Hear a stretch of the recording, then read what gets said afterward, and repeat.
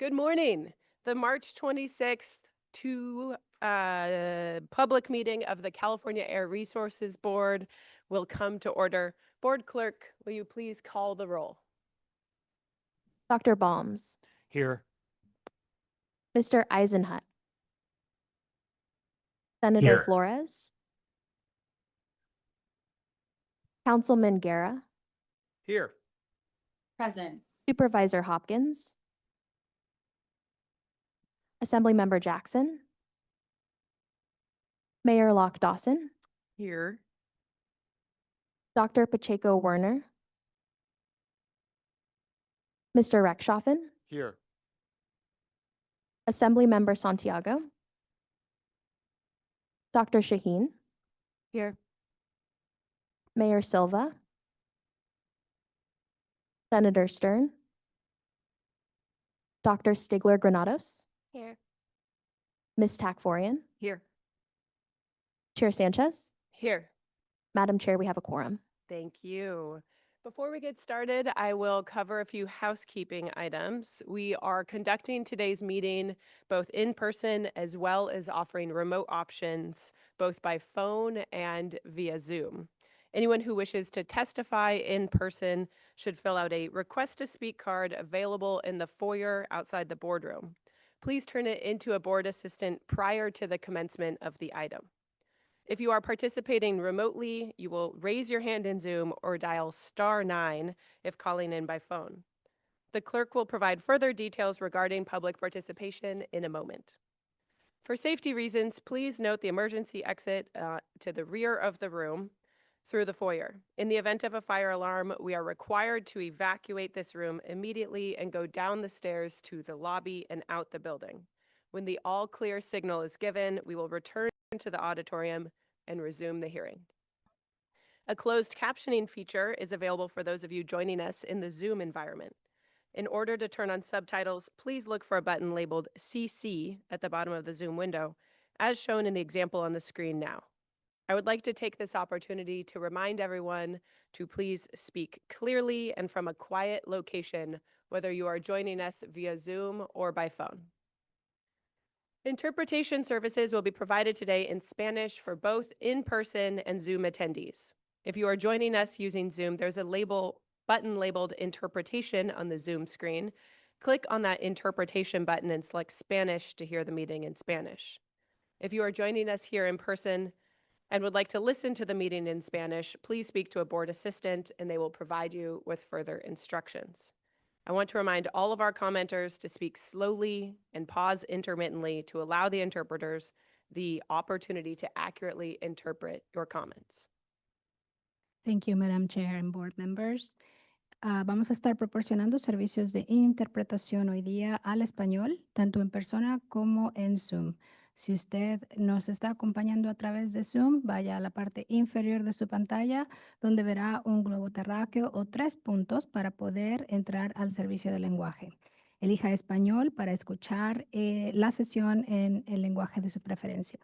Si nos acompaña en persona y desea escuchar esta reunión en español, favor de conectar con algunos de los asistentes de la mesa directiva, ya que ellos les proporcionarán las instrucciones para conectarse. Les queremos recordar que al hacer comentarios, hablen de manera lenta, pausen, hagan pausas para permitir a los intérpretes la oportunidad de interpretar todo acertadamente. Gracias. Thank you. Thank you. I will now ask the board clerk to provide more details regarding public participation. Thank you, Chair Sanchez.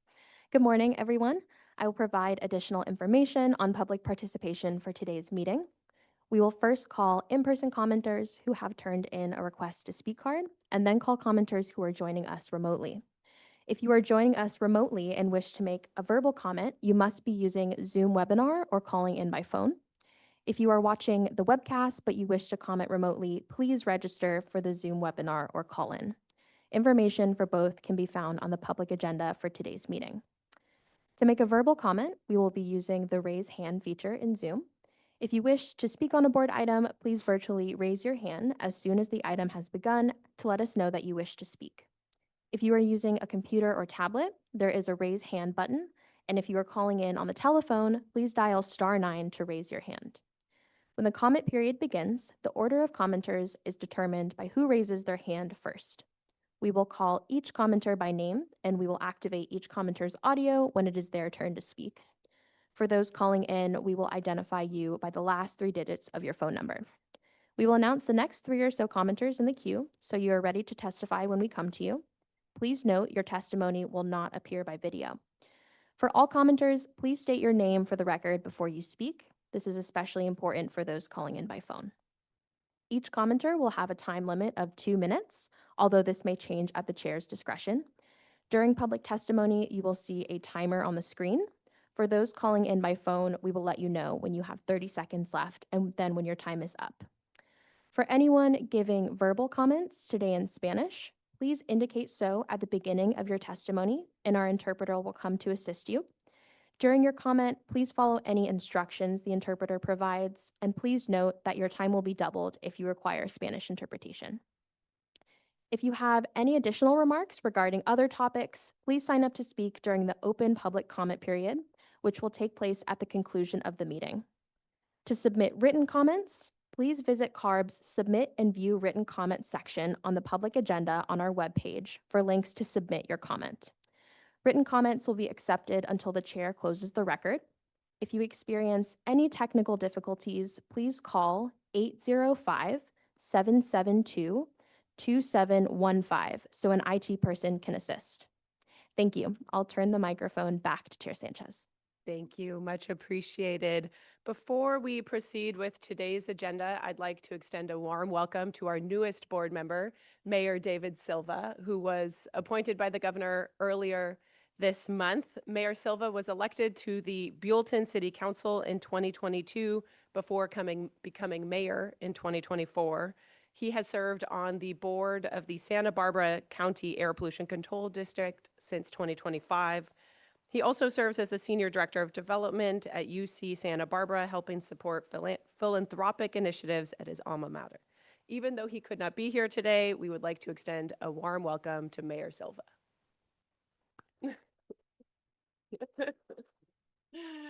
I would also like to thank my fellow board members for being here today and for their attention to the issues and the work before us. These last few weeks have shown more than ever that the work we are doing here is being done against the backdrop of a very uncertain world, in large part because of the actions taken by our federal government. However, I believe that the political, legal, and market uncertainty caused by the federal government's actions only underscores the urgency of our work here at CARB. It is in moments like these that our integrity of process matters most. The rigor of our staff's work, the engagement of our stakeholders, and the deliberation of this board are acts of institutional responsibility and proof of our commitment. Through public process, California is demonstrating that we will continue to uphold and fulfill our obligation to protecting public health and safety. Today's agenda is an important next step to address emissions and the reduction gap created by federal backsliding. And I am proud of the work that staff has done in order to bring these items forward for our consideration today. With that said, let's now turn to the items before the board for today's meeting. The first item on the consent calendar, as noted on the public agenda, is item number 26-2-1, public meeting to consider the 2026 updates to motor vehicle emissions budgets for the San Joaquin Valley 75 parts per billion ozone state implementation plan. If you would like to comment on staff's proposal as posted on CARB's website, please raise your hand in Zoom or dial *9 now. When we get to the public comment portion of this item, we will call on in-person commenters first and then move to Zoom. Dr. Cliff, good morning. Would you please summarize the item? Good morning. Thank you, Chair Sanchez. The Federal Clean Air Act establishes requirements for transportation conformity to link transportation and air quality planning. Conformity is facilitated through motor vehicle emissions budgets established in state implementation plans. In March of last year, the board revised the budgets for the San Joaquin Valley 75 part per billion ozone standard to align with the latest transportation model, MFAC 2021. This revision was necessary to allow the MPOs to meet conformity in their upcoming transportation plans. Unfortunately, following the March revision to the budgets, the federal government took several unwarranted and illegal actions to undermining the emissions reductions accounted for in the revised budgets. In June of last year, the federal administration illegally purported to revoke California's recent Clean Air Act waivers, including those for the advanced clean trucks and the heavy-duty omnibus rules. In response to these federal actions and to ensure that transportation plans produced by the MPOs in the Valley can meet conformity requirements, we are proposing to once again update the budgets for the Valley for the 75 ppb ozone standard. The updates to the budgets include the removal of the benefits of the ACT and heavy-duty omnibus regulations. This concludes my summary of the item. Thank you. Thank you. Board Clerk, have any witnesses signed up to testify on this item? We do not have any in-person commenters at this time. We do have one commenter on Zoom. This is the phone number ending in 738. Phone number ending in 738. I have activated your microphone. You may unmute and begin your comment. Hello, am I being heard? Yes. Okay, my name is Harvey Eder. I'm the founding director of Public Solar Power Coalition. I'd like to say there's control issues. As this thing is implemented, who's going to own and control it? It's required by CEQA analysis that has to be done. And all this stuff has to be looked at. There's a UN conference coming up next month on the 28th and 29th in Colombia on a just transition to solar renewables. That has to be emphasized and be a top priority of your program. Also, the SIP review and the context of that you haven't met any state or federal laws for emissions in 50 years. Thank you by reserving time.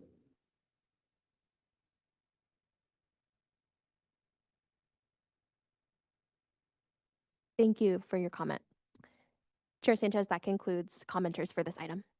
Thank you. I will now close the record on this agenda item. The board has before them resolution number 26-2. Do I have a Move to motion approve. and a second? So moved. Great. Thank you. Board Clerk, will you please call the roll? Dr. Bombs, Yes. Mr. Eisenhut, Flores, yes. Senator Flores, Councilman Guerra, Yes. Supervisor Hopkins, Mayor Locke Dawson, Aye. Yes. Dr. Pacheco Werner, Mr. Rechtschaffen, Yes. Dr. Shaheen, Aye. Dr. Stigler Granados, Yes. Ms. Takforian, Yes. Chair Sanchez. Yes. Madam Chair, the motion passes. Thank you. Moving on, the second item on the consent calendar as noted on the public agenda is item number 26-2-3, public hearing to consider the proposal to permanently adopt the emergency vehicle emissions regulations. If you would like to comment on staff's proposal as posted on CARB's website, please raise your hand in Zoom or dial *9 now. When we get to public comment, we will call on in-person commenters, followed by those who have virtually raised their hand. Dr. Cliff, would you please summarize the item? Thank you, Chair Sanchez. Staff is proposing to permanently adopt the emergency vehicle emissions regulations that were initially adopted through an emergency rulemaking last fall. In January of last year, US EPA granted California waivers for our Omnibus and Advanced Clean Cars 2 regulations. In June of last year, President Trump signed congressional resolutions that purported to disapprove these waivers, as you heard in the last item. To provide clarity to engine and vehicle manufacturers, CARB introduced the emergency vehicle emissions regulations via an emergency rulemaking last fall with an October 2nd effective date. CARB proposed to readopt the emergency regulations on March 6th of this year, extending the regulations for an additional 90 days.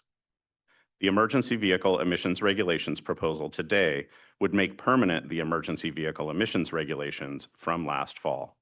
This would clarify for stakeholders that CARB's pre-omnibus and low emissions vehicle, or LEV 3 criteria pollutant regulations, along with the associated onboard diagnostic requirements for both regulations, will remain operative. This concludes my summary of the item. Thank you. Thank you. Board Clerk, have any witnesses signed up to testify on this item? Yes, we have two in-person commenters. The first is Ian McMillan.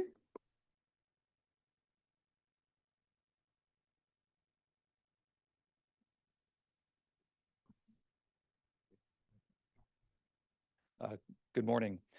My name is Ian McMillan, and I'm an Assistant Deputy Executive Officer with the Planning Division at South Coast AQMD. I'm here to comment on these emergency regulations. As you are all aware, our region suffers the worst ozone in the country and some of the worst fine particulate matter. Yet we still have, in our great state, 40% of our population, actually a little bit more than that. So because of that, we of course support these emergency regulations. There's been a lot of changes at the federal level, and we'll hear more about that today, including agency policy shifts and congressional actions. This has certainly complicated CARB's and South Coast AQMD's ability to meet state and federal air quality standards. Today's action reinforces regulations which were previously already approved into the SIP. So this action can provide some added certainty for mobile source regulations. We look forward to continuing to work with CARB staff on mobile source strategies to reduce air pollution impacting public health. This includes in larger strategies, such as how to attain state and federal air quality standards, but also in more immediate actions, such as those being taken today.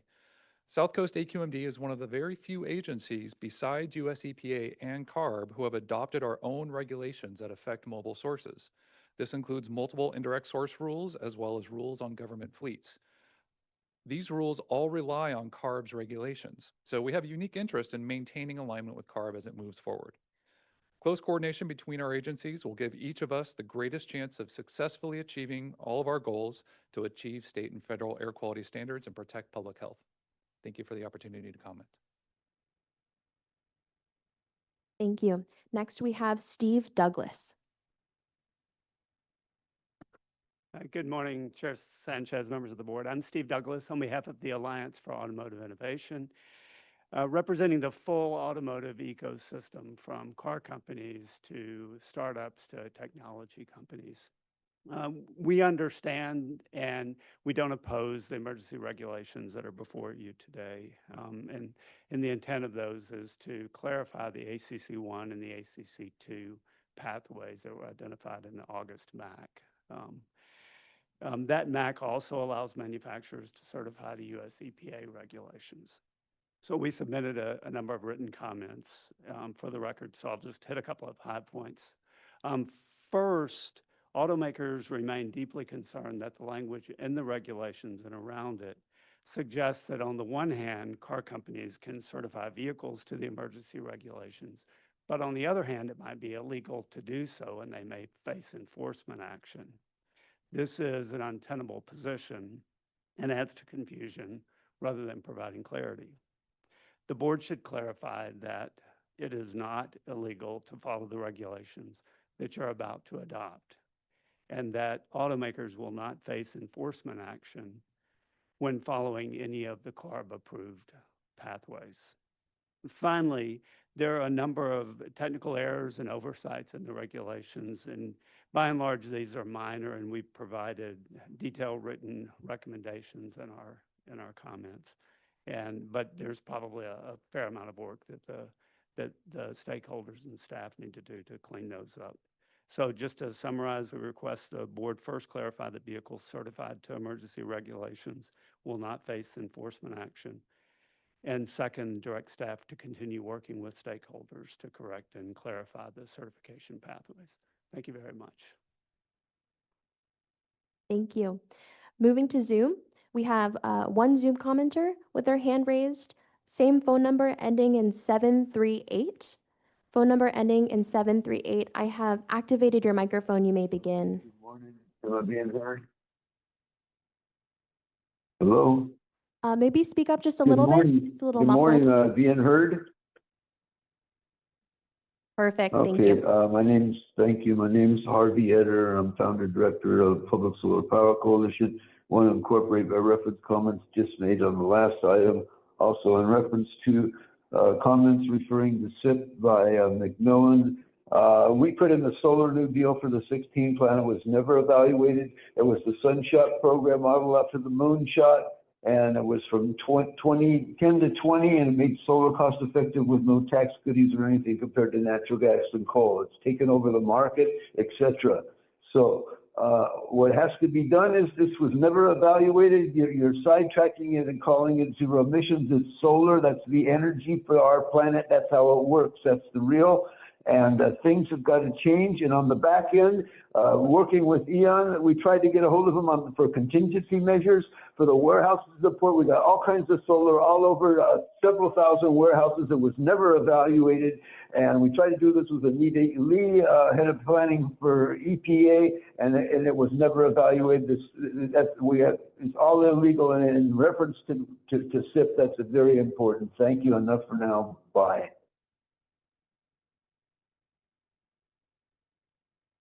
Thank you. That concludes our public comment for this item. Thank you to all of our commenters. I will now close the record on this agenda item.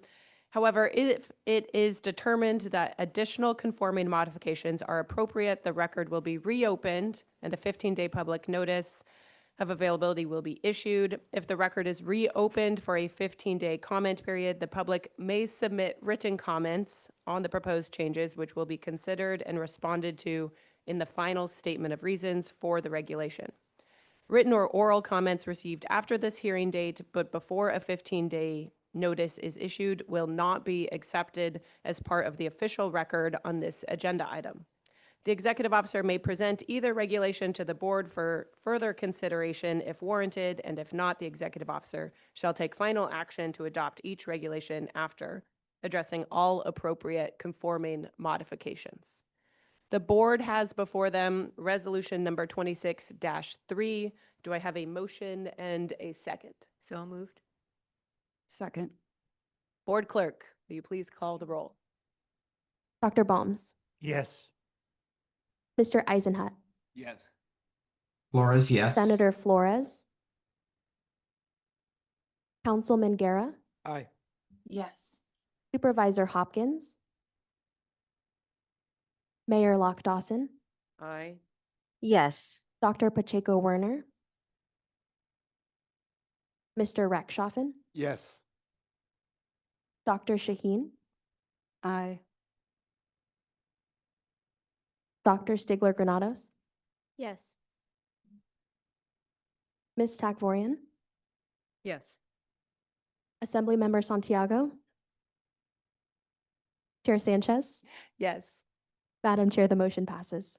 Thank you. The final item on today's agenda is item number 26-2-2, public meeting to consider criteria pollutant planning efforts. For over 50 years, CARB has exercised our authority under the Clean Air Act to implement mobile source emission control programs that are at least as stringent in the aggregate as federal standards. CARB's mobile source emission control programs, together with the stationary source controls implemented by our district partners, have made great strides in reducing air pollution and helping Californians breathe cleaner air. But our programs have been put in jeopardy by federal attacks over the past year. California has been clear that federal actions will not stop us from pursuing cleaner air. Last June, Governor Newsom issued Executive Order N-27-25 to reaffirm the state's commitment to zero-emission vehicle deployment and directed CARB to initiate development of next-generation requirements for clean cars. In response, CARB developed the ZEV Forward report to the governor, and we are building on that foundation with the Drive Forward initiative. Last October, this board heard an informational update on state implementation planning efforts that gave the first glimpse of the magnitude of impacts on criteria pollutant emissions and Californians' health that will result from the illegal federal actions. Since then, staff has continued to pursue action to address these harms, including on-road vehicle efforts being developed as a part of Drive Forward and many other initiatives. To be clear, we are not giving up in the face of federal attacks and will continue to use every tool at our disposal to continue our critical work to clean the air. The health and well-being of communities across this state depends on it. Dr. Cliff, would you please introduce the item? Thank you, Chair Sanchez.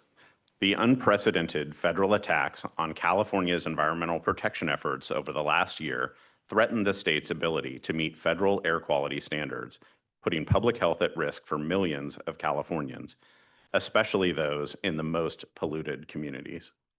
At the October hearing last year, the board heard a staff report and public feedback on the need for CARB to identify ways to backfill the emission reductions lost due to these federal actions. In response to this public feedback and board direction, staff have identified and quantified emissions reductions from potential CARB actions that would maintain progress in protecting public health from air pollution. These actions include direct regulations, as well as other potential approaches, including incentive programs and other voluntary measures. Due to the magnitude of the federal actions, CARB must now explore new types of programs and mechanisms to continue our clean air efforts, which are critically vital for the health of all Californians. I will now ask Austin Hicks of the Air Quality Planning and Science Division to begin the staff presentation. Austin? Thank you, Dr. Cliff. Today, I will be presenting on criteria pollutant planning efforts. This item builds on an informational update presented to the board last October and is in response to damage that federal government has caused to clean air efforts in California.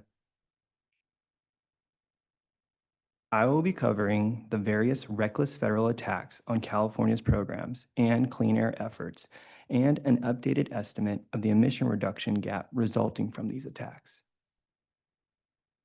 Next, CARB's concepts and rulemaking efforts in response to federal actions and the potential associated criteria pollutant emission reductions. Unfortunately, these concepts are not enough, and there is a remaining gap in the reductions needed to ensure attainment. I will touch on other opportunities for criteria pollutant reductions to chip away at this gap. And finally, we will close with steps moving forward. As discussed in the State Implementation Plan, or SIP, annual update at the October board meeting, over the last year, we've seen reckless attacks by the federal government on CARB's programs, including many of the programs that were included in our recent SIP submittals to US EPA. In anticipation of this, and in response to posturing by the incoming administration, there were some specific actions CARB decided to take at the start of last year.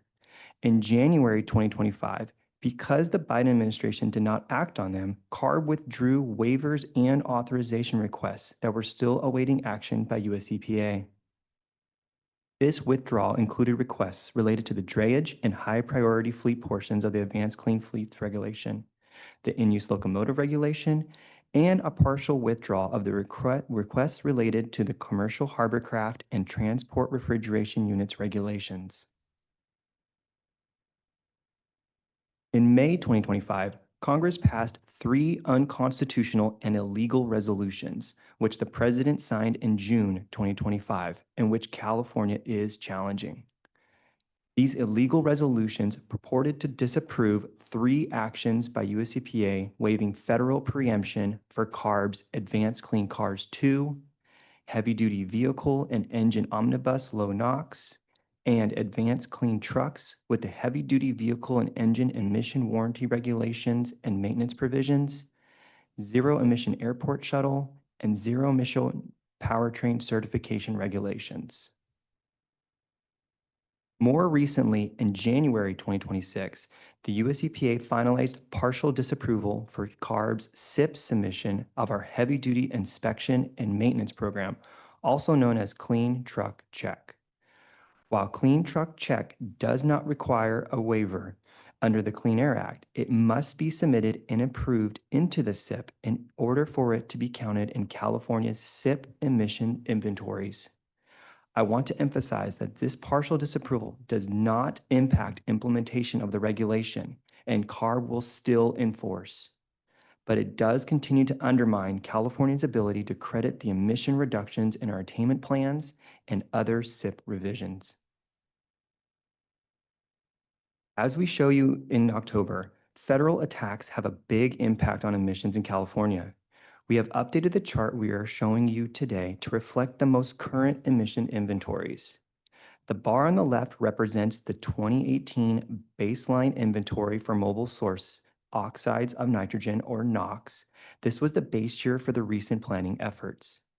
The middle bar shows 2037, the attainment year for the South Coast and San Joaquin Valley under the 70 parts per billion standard, and the large reduction in emissions from CARB's regulations as adopted, especially in the off-road equipment, heavy-duty vehicles, and locomotive source categories. Based on our new emissions inventory, if we add back in the NOx reductions that would be lost due to the federal actions challenging CARB's programs, we see an increase of 165 tons per day in 2037. That is a 42% increase in mobile source NOx emissions compared to where we would have been with all of the adopted CARB regulations in place. This 165 ton per day increase is larger than the emissions from all of the medium and heavy duty trucks and buses operating in California today. In addition to the tax on our programs, it is important to note the sources primarily regulated by the federal government, shown in the teal hues on the chart. These sources have little to no reduction in emissions in recent years and will not by 2037 attainment year. These federal sources progressively account for a larger share of California NOx emissions as California regulates and reduces emissions from our sources. Even under prior administrations, the federal government has adopted new regulations in the last 20 years to reduce emissions under their authority. This problem is now exacerbated by the current federal administration and their reckless endeavors to roll back as many regulations as possible. Exposure to criteria pollutants directly harms human health. The federal attacks undermine California's proven ability to protect Californians and improve air quality and will make air quality worse. More Californians will breathe unhealthy air. More Californians will get sick. As a significant precursor, increases in NOx emissions will result in increases in ozone and secondary fine particulate matter, or PM 2.5 levels across the state. Along with these elevated levels, we can expect to see an increase in health-related outcomes for California residents. As shown in the previous slide, NOx emissions for the mobile sources will be about 42% higher in 2037 than they would have been previously. All of these increases will lead to more than 14,500 additional cardiopulmonary deaths, 5,000 additional hospitalizations for cardiovascular and respiratory illness, 6,700 additional emergency room visits, and $145 billion in associated health costs over the lifetime of the impacted regulations. Of course, the current federal administration's attacks on clean air and environmental progress are not limited to CARB's programs. This administration is also seeking to roll back or limit numerous federal environmental regulations in unprecedented ways. In February 2026, US EPA repealed their 2009 greenhouse gas endangerment finding, which served as the regulatory foundation for their ability to regulate greenhouse gas emissions from new motor vehicles and new motor vehicle engines. In accordance with this, US EPA repealed all greenhouse gas emission standards from its regulations for light, medium, and heavy-duty on-road vehicle and engines. Although these are greenhouse gas standards, this action will have criteria pollutant impacts and increased NOx emissions due to the impact on electric vehicle sales. US EPA's planned changes to the Federal Clean Truck Plan will also impact NOx emissions, but the magnitude will depend on what changes are made. In addition to rolling back health protective emission regulations, US EPA is also attempting to roll back the PM 2.5 ambient air quality standard. US EPA established this standard in 2024 when they lowered the annual PM 2.5 standard from 12 to 9 micrograms per meter cubed. This was a monumental step forward after the standard had not been lowered since 2012. CARB's analysis has shown that attaining the 9 micrograms per meter cube standard across California would avoid up to 2,050 early deaths each year. In May 2024, 24 states sued to challenge the standard and requested the court to vacate US EPA's action. In November 2025, as part of this litigation, US EPA filed their own motion for the court to vacate the 9 micrograms per meter cube standard rather than undergoing an open public rulemaking process. While the litigation is ongoing, the standard is still in effect, and there are actions both states and US EPA are required to take related to this standard.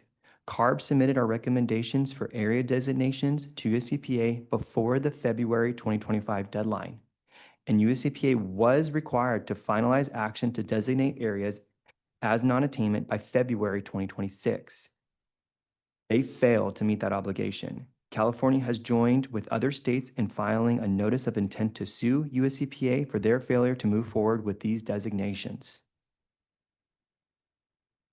As we discussed at the October hearing, this barrage of federal attacks on clean air means that plans to meet Federal Clean Air Act requirements that were submitted to US EPA in 2023 and 24 must be revised. Staff continue to work on identifying potential SIP solutions to these issues as they relate to the plans currently before US EPA. Today, the board adopted a revision to the motor vehicle budgets in the San Joaquin Valley for the 75 parts per billion ozone standard to ensure that metropolitan planning organizations in the valley can continue to demonstrate conformity for their regional transportation plans and not jeopardize federal highway funding. In spring, we intend to bring to the board 70 parts per billion ozone attainment plan revisions for the 3 extreme non-attainment areas, South Coast, San Joaquin Valley, and Coachella Valley. These revisions will utilize flexibility under the Clean Air Act to allocate a portion of the emission reduction commitment to new control techniques and technologies so that US EPA can fully approve all 3 plans. In the fall/winter of 2026, staff intends to bring to the board 70 parts per billion ozone attainment plan revisions for severe non-attainment areas, Sac Metro, East Kern, West Mojave, to support US EPA approval of these plans. And finally, staff has continued to work with San Joaquin Valley and South Coast Air Districts on ensuring that US EPA can approve the 12 micrograms per meter cube PM 2.5 attainment plans. In addition to the direct health impacts, the recent federal actions create other types of challenges. They are already causing significant issues in transportation planning across the state. There is the possibility of more issues and uncertainty, as well as potential SIP-related sanctions in the coming years. Transportation conformity is the mechanism that ensures California's transportation investments align with SIPs. Because of the loss of expected emission reductions from federal actions, metropolitan planning organizations may not be able to demonstrate transportation conformity for their regional transportation plans and transportation improvement programs. These impacts are already being felt today, as discussed earlier with respect to the San Joaquin Valley. In times with so much uncertainty created by the federal government, transportation conformity requirements result in a precarious situation that CARB and metropolitan planning organizations are constantly monitoring to minimize the disruptions to transportation projects. In addition, sanctions can result from failing to meet SIP requirements. US EPA either disapproving a SIP submittal or determining that the state failed to submit something as required could result in emission offset sanctions for stationary sources and withholding of federal highway funding to the state.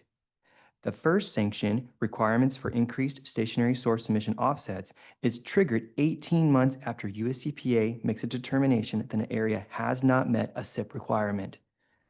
24 months after the determination, federal highway funding is withheld, excluding exempt safety projects and other narrow limitations.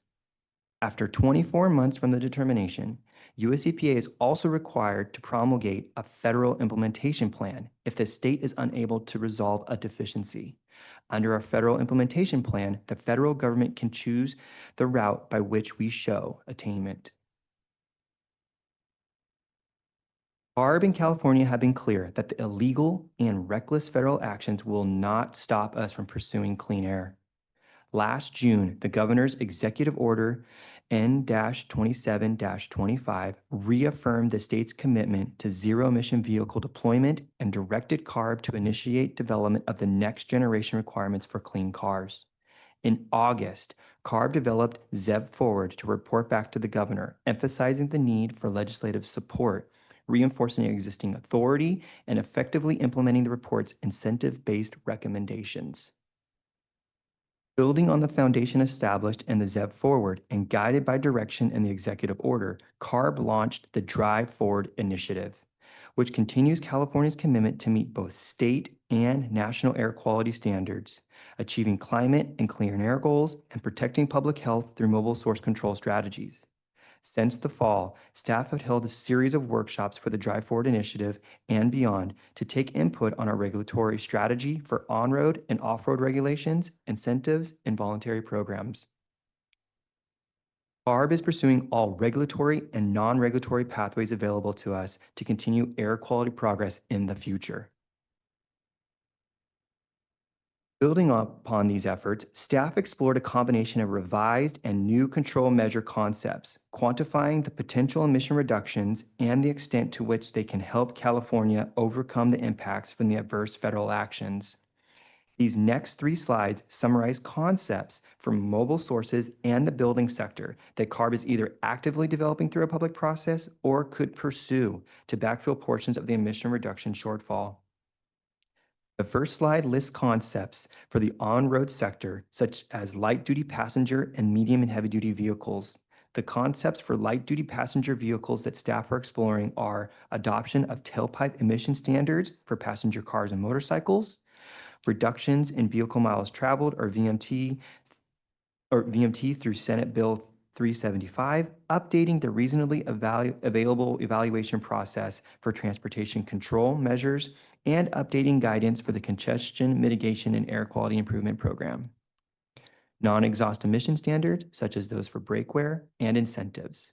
The concepts for medium and heavy-duty vehicles that staff are exploring are manufacturer-focused concepts, including adoption of vehicle, engine, and trailer greenhouse gas standards, fleet-focused concepts including retirement and replacement of trucks at the end of their useful life as defined by Senate Bill 1, and green zones for clean vehicles or other voluntary programs and incentives. This slide shows concepts to reduce emissions from off-road vehicles and equipment. Off-road equipment includes land-based off-road diesel engines used in construction, agriculture, freight handling, power generation, and industrial operations. The concepts for off-road equipment that staff are exploring are more stringent criteria pollutant emission limits, addressing issues like low load and potentially setting standards during idling periods, accelerating development and production of zero-emission off-road equipment and powertrains, and incentives. Cargo handling equipment is any motorized vehicle used to handle cargo or perform routine maintenance activities at California seaports and intermodal rail yards, such as yard tractors, rubber-tired gantry cranes, and container handlers. The concepts for cargo handling equipment that staff are exploring are requiring the use of zero-emission equipment, voluntary agreements with seaports and intermodal rail yards to accelerate the use of zero-emission cargo handling equipment, and incentives. Transport refrigeration units, or TRUs, are refrigeration systems powered by diesel engines that provide temperature control and airflow for goods in trucks, trailers, rail cars, and shipping containers. The concepts for transport refrigeration units that staffs are exploring are requiring the use of zero emissions and pursuing demonstration projects. Recreational marine vessels include vessels with outboard engines, inboard engines, jet boats, personal watercraft or jet skis, and auxiliary engines and watercrafts such as sailboats, The concepts for recreational marine vessels that staff are exploring are more stringent exhaust standards for outboard and personal watercraft spark ignition marine engines, and increasing the percentage of zero emission sales options. This slide includes concepts from federally and internationally regulated sources and concepts to reduce emissions from buildings. Sources that are primarily regulated at the federal and international levels include ocean-going vessels, aviation, and locomotives. Ocean-going vessels are large vessels designed for deep water navigation and include large cargo vessels such as container vessels, tankers, bulk carriers, and car carriers, as well as passenger cruise vessels. The identified emission sources for the aviation sector are main aircraft engines, auxiliary power units, and airport ground support equipment. Locomotives are self-propelled off-road equipment used to push or pull trains, including both freight and passenger operations. The concepts for these sources that staff are exploring are requiring visits from vessels or aircraft with the cleanest available technology, lowering emissions operational practices, using alternative fuels and other emission reduction technologies, incentives and voluntary agreements to accelerate the use of cleaner technologies, and working with the federal government and international organizations to support tighter emission standards. Recognizing buildings are a major source of emissions, CARB staff have conducted multiple public workshops and technical meetings focused on addressing emissions from this sector.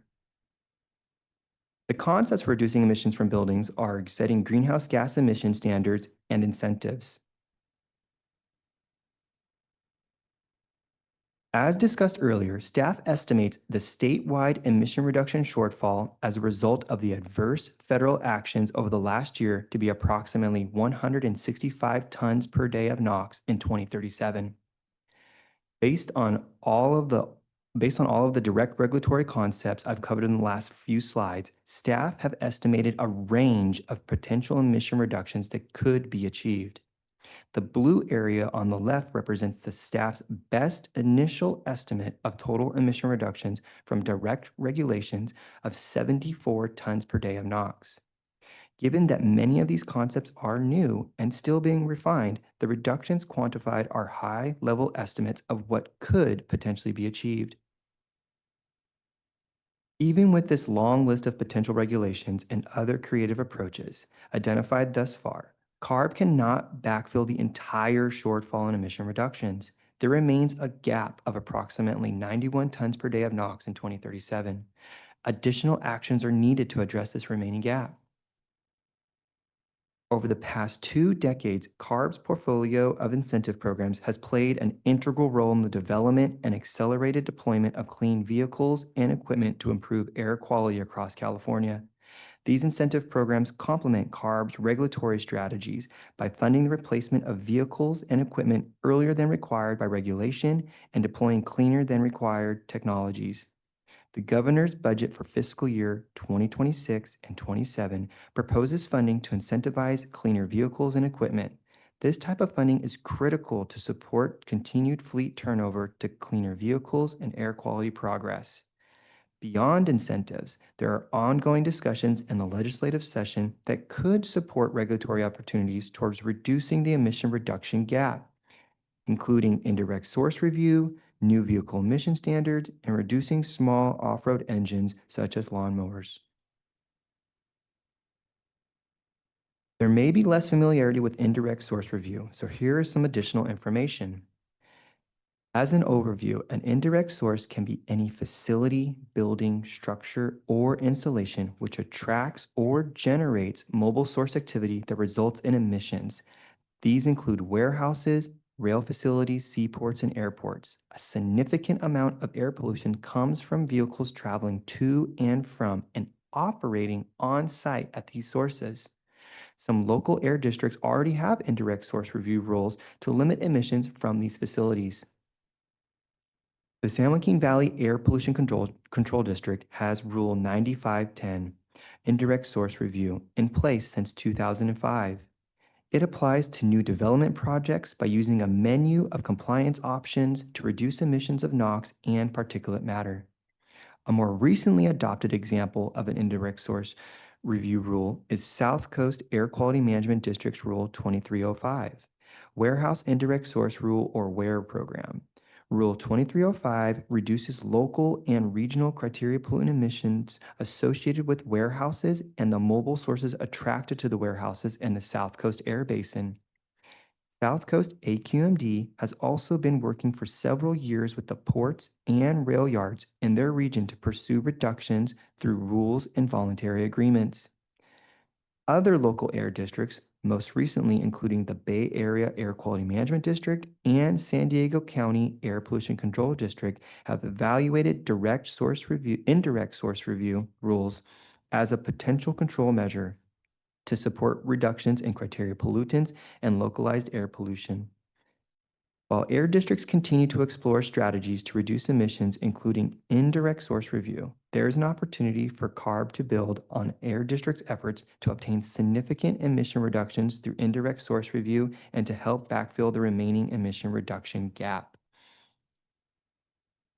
Staff recommends the board adopt Resolution 26-4, directing staff to develop a memo to the board to provide additional detail, including potential criteria pollutant benefits of potential regulations and other policies that can support attainment of ozone and PM standards, seek opportunities to reduce ozone and PM forming emissions, especially from the largest contributing sources, authorize executive officer to negotiate and enter further memorandum of understanding with off-road air pollution sources for emission reductions, and work with air district to incorporate new measures and/or emission reductions into plans as needed. Moving forward, CARB will continue to build on the governor's executive order and ZEV and Drive Forward initiatives to advance California's clean vehicle targets. Staff will continue to assess the potential from the identified direct regulations and other opportunities from reducing the gap in NOx reduction caused by federal actions. Staff has been working closely with the Air District for months to identify potential SIP solutions to the issues created by the federal actions. As discussed earlier, staff are planning several SIP revisions for the board consideration over the next year. Despite all the challenges we face, the missions of CARB is to protect public health is foremost in our minds. And CARB will continue to use every tool at our disposal to continue our critical work to clean the air because the health and well-being of all Californians depends on it. This concludes my presentation today. Thank you for your attention. Thank you, Austin, to you and the AQPSD team for that presentation. Much appreciated. We will now move to members of the public who have signed up to speak on this item. Board Clerk, will you please call the witnesses? Thank you, Chair Sanchez. We currently have 8 in-person commenters who have turned in a request to speak card. First is Kimberly Burr.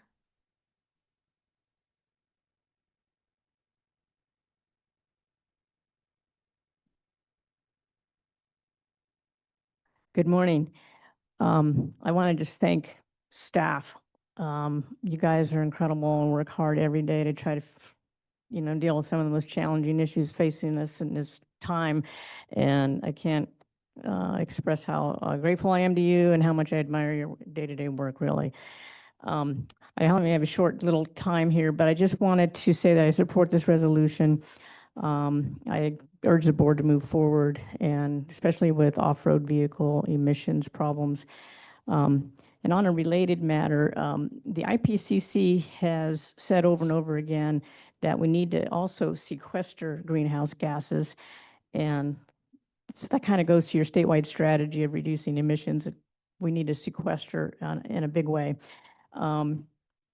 By way of example, in my neck of the woods over on the Russian River, there's a big logging plan proposed, and just piqued my interest that they say it's going to take 88 years to recoup the lost storage capacity of those trees that they're going to log, which really got my attention because we do not have 88 years, and a lot of logging and tree removal is going on. So I'm hoping that your emissions inventory model is keeping up with the science on trees and how important they are. They're essential to preventing climate chaos, and they sequester carbon on a grand scale if they're allowed to grow. We must actually protect trees as much as possible and forests to the greatest extent possible. We must properly weight their importance, which I think is often overlooked because their forest activities are exempt from some of the modeling that's going on at the state. So I really would love to see staff look at that really carefully, look at the new science and new independent science about the importance of all the trees. Thank you for your time. Thank you, Chair. Thank you. Just a note that public signups will close in 30 minutes for this item. But next we have Benjamin Liu.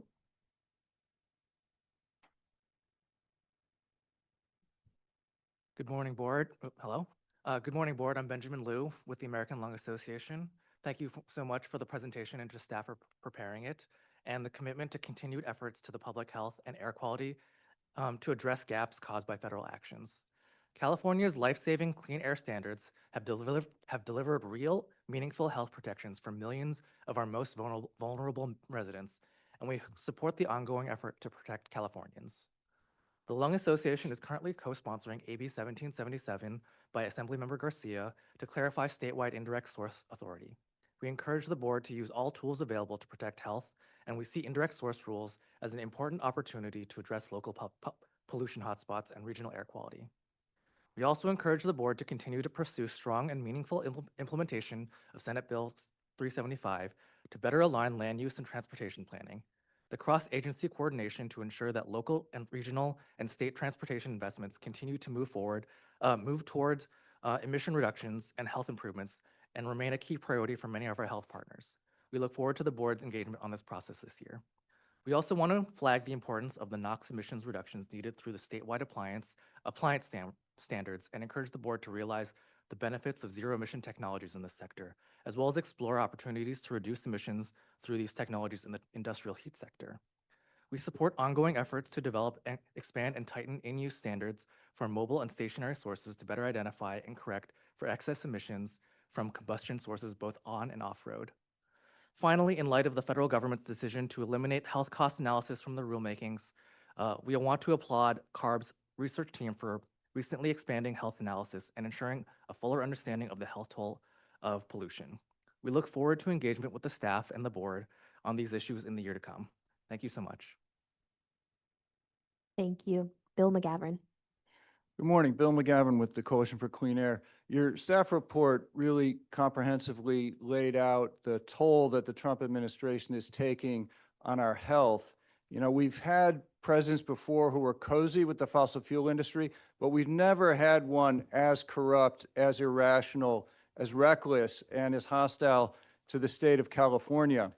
So the question then is, how do we respond? And I think your resolution very appropriately directs the staff to seek every opportunity to reduce ozone and PM forming emissions. And that's really what's called for.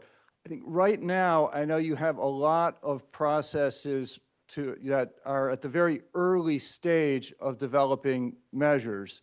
And we're participating in many of those processes. So the key is now really developing those measures, bringing them to fruition. And again, the staff presentation really laid out a lot of the options. I'll just emphasize a few of them. When it comes to light duty, we do need to, for the first time, have standards for the non-exhaust emissions that are a growing proportion of our inventory, and to finally make some progress on reducing vehicle miles traveled. When it comes to heavy duty, as we push forward with zero-emission trucks, we need to also have the combustion trucks that are being sold be the cleanest that are available, and we need to be retiring the dirtiest and oldest of the diesel trucks and enforce the clean truck check regulation to require inspection and maintenance. The off-road sectors badly in need of addressing, and CARB and the legislature and the districts need to all get together to address the indirect sources of pollution. Thank you. Thank you. Chris Shimoda. Good morning, Madam Chair and members. Chris Shimoda on behalf of the Supply Chain Federation. To pull a quote from CARB's 2022 SIP, during the 1960s, there were as many as 186 smog alerts in a single year. Today, alerts have been eliminated due to improvements in air quality. Now, I have not been coming to the sport since the 1960s. I believe that Dr. Bombs is the only board member left since I started my career at CARB, but I do want to recognize that this is a testament to the incredible progress on air quality that has been achieved through the collective efforts of this body, air districts, and regulated industries in a longstanding framework of setting and meeting reasonable, technologically achievable mobile and stationary source emission standards.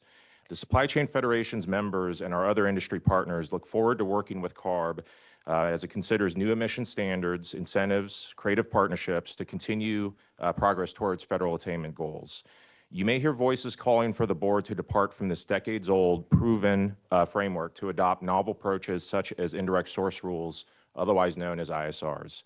ISRs have already been proven ineffective as SIP measures, with the Biden administration's EPA, not the Trump administration's EPA, declining to grant any SIP creditable emission reductions to the South Coast AQMD's WARE program, despite costing regulated entities over $500 million a year. SCF will soon publish an update to our Ramble authored study of the WARE program, detailing how that rule has cost more than anticipated while delivering no measurable benefit to the region's attainment. In short, we would like to caution the board against departing from what has worked, which is working with industry to adopt reasonable, achievable emission standards in favor of reinventing the regulatory wheel, so to speak, with ineffective measures like ISRs. I want to thank you for the opportunity to comment, and we look forward to working with the board and staff moving forward. Thank you. Thank you. Ryan Kenny. Hi, good morning, Chair Sanchez, members of the board. My name is Ryan Kenny with Clean Energy, and I just wanted to deliver one message, and it's that we want to help. My company and our affiliated industries want to help reduce NOx. Staff has done a great job, I think, expressing the problem well.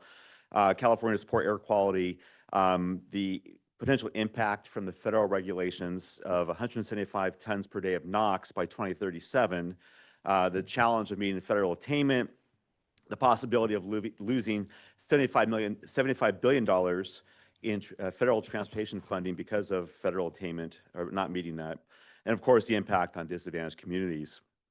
We also heard today that there's a gap of 91 tons per day of NOx by 2037 that CARB needs to close. And that brings me to our solution. And the end goals are documented, but the means continue in the heavy-duty transportation space to focus on heavy-duty ZEVs, and that's more of a longer-term horizon.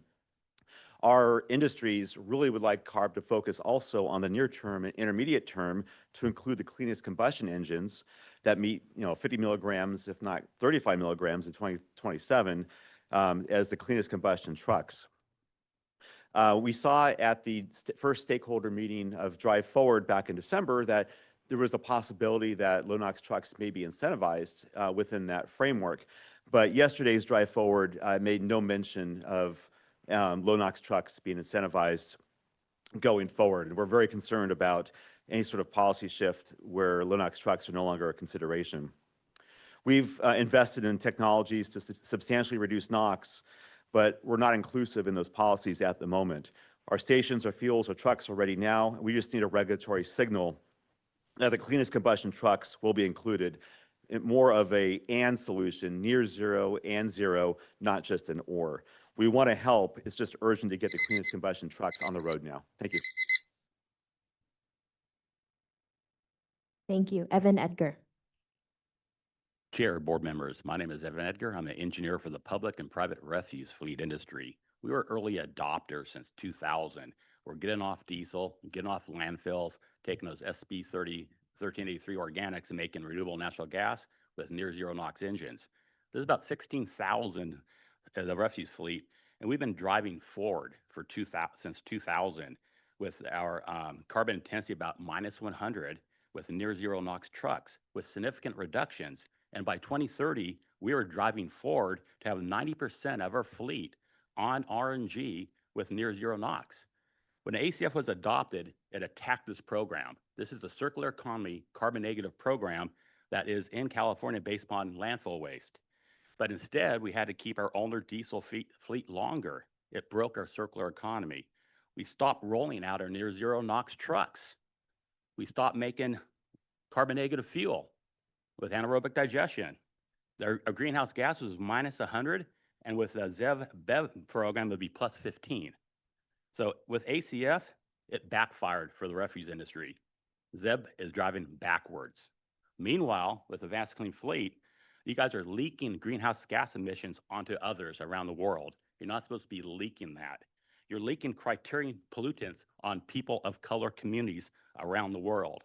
BEV manufacturing is mining rare minerals around the world, leaking those NOxes, leaking all those criteria pollutants onto people of color communities from the Congo to Jakarta. I can go on from Canada. And Amnesty International has articles about it. I provided that to you for the last 3 years, but with deaf ears. So where is environmental justice for all? What CARB should be doing is studying the NOx leakage onto the people of cover communities around the world. Where is environmental justice for all? Not here. Thank you. Jonathan Kendrick? Good morning, Chair Sanchez and members of the board. John Kendrick from the California Chamber of Commerce. Californians are already struggling with the cost of groceries, consumer goods, and other everyday essentials. I'd like you to, when you're considering the options that are before you, put cost effectiveness at the heart of that consideration. Because this is really, truly, your agency presents front door affordability issues for all Californians. In this specific context, talking about, we've heard discussion of a statewide ISR. This matters because an ISR has to be carefully tailored to avoid imposing excessive costs for little or no environmental benefit. The reason that the authority rightfully rests with the local air districts is that California's air quality challenges are not uniform. Each region is distinct in terms of geography, economy, emission sources, attainment status. The Port of Long Beach is a very different port than the Port of Stockton. A warehouse in San Bernardino has very different characteristics from a warehouse in North Coast. Indirect source rules, by their nature, need to reflect local geography and economic conditions, infrastructure constraints, attainment status. That's why these programs are developed, if at all, at the local air district level, where regulators routinely balance these factors for their own district. A statewide framework risks imposing uniform requirements across very different regions and facilities. It becomes a blunt instrument that drives costs and ignores the complexity of each of these geographic regions. The result could be unnecessary cost. When an ISR is not properly tailored to local conditions, facilities are forced into measures that don't fit their operational profile, or perhaps they default to paying a mitigation fee that functions as a surcharge on the supply chain. If an ISR effectively operates as an electrification mandate, it ignores real-world constraints. In many regions, grid capacity is strained and interconnection timelines are measured in years, not months. So I urge you to consider these factors. Thank you. Thank you. Last in-person commenter is Nicole Rice. Good morning, Madam Chair and members. Nicole Rice, California Renewable Transportation Alliance. And I'm here to point out once again that we are missing a golden opportunity to be able to reduce emissions today, keep California's progress moving forward as we're dealing with the challenges that are coming from the federal government. As the speaker from Clean Energy pointed out, during yesterday's workshop for the Drive Forward Initiative incentive programs, we didn't hear anything about the use of low NOx combustion trucks that were enabled by this board to come to market to decarbonize heavy duty and other combustion trucks and to displace diesel on our road to continue our goals moving forward. And in today's presentation, that was very thoughtfully put together by staff, but also did not include, for medium and heavy duty trucks, any mention of using the technology that was enabled by this board's regulatory framework under Omnibus to deal with near-term emission reductions and the displacement of diesel today. We heard the stats, we heard the numbers. This is an urgent crisis. We have made promises to frontline communities, and we need to continue progress on our goals. Anything that we're contemplating today, including ISR statewide authority, is going to take some time. But meanwhile, the progress in air quality improvements is being lost. We know that low NOx trucks are not the state's long-term strategy, but it is a strategy that can meet the moment today. So we urge the board to direct staff to include low NOx trucks into your interim drive forward strategy. Accelerate their rapid adoption through incentive dollars, affirm policy directions that encourage the replacement of diesel and the use of clean combustion. Thank you. Thank you. Moving to Zoom, our first Zoom commenter is Joe Kilzer. I have activated your microphone, Joe, and you may unmute and begin your comment.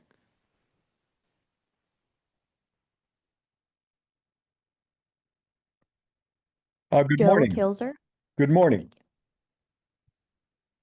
Can you hear me? Yes, we can hear you. You can begin. Thank you. Okay.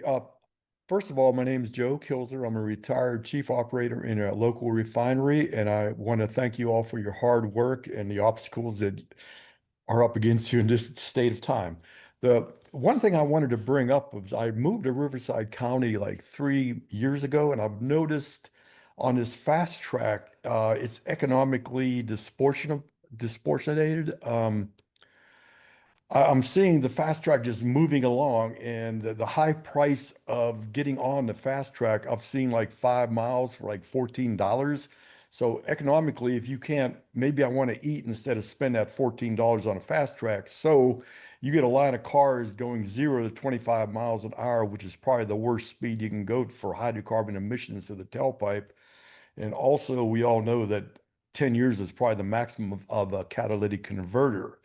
So I would like to y'all just to look at this disproportional economic fast track. It seems like there's like a, you're in traffic, then the other side's like moving freely, which is less hydrocarbons come out the tailpipe for the ozone layer. And I'd just like y'all to look at this disproportionate economic. It's not fair. So that's what I have to say. And thank you again.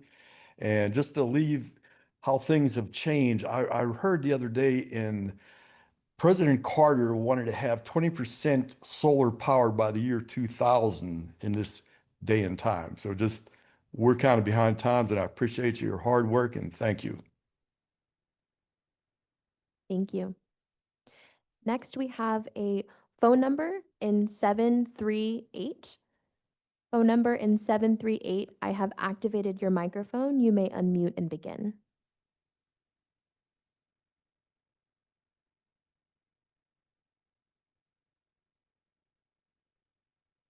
Phone number in 738. I've activated your microphone and you may begin.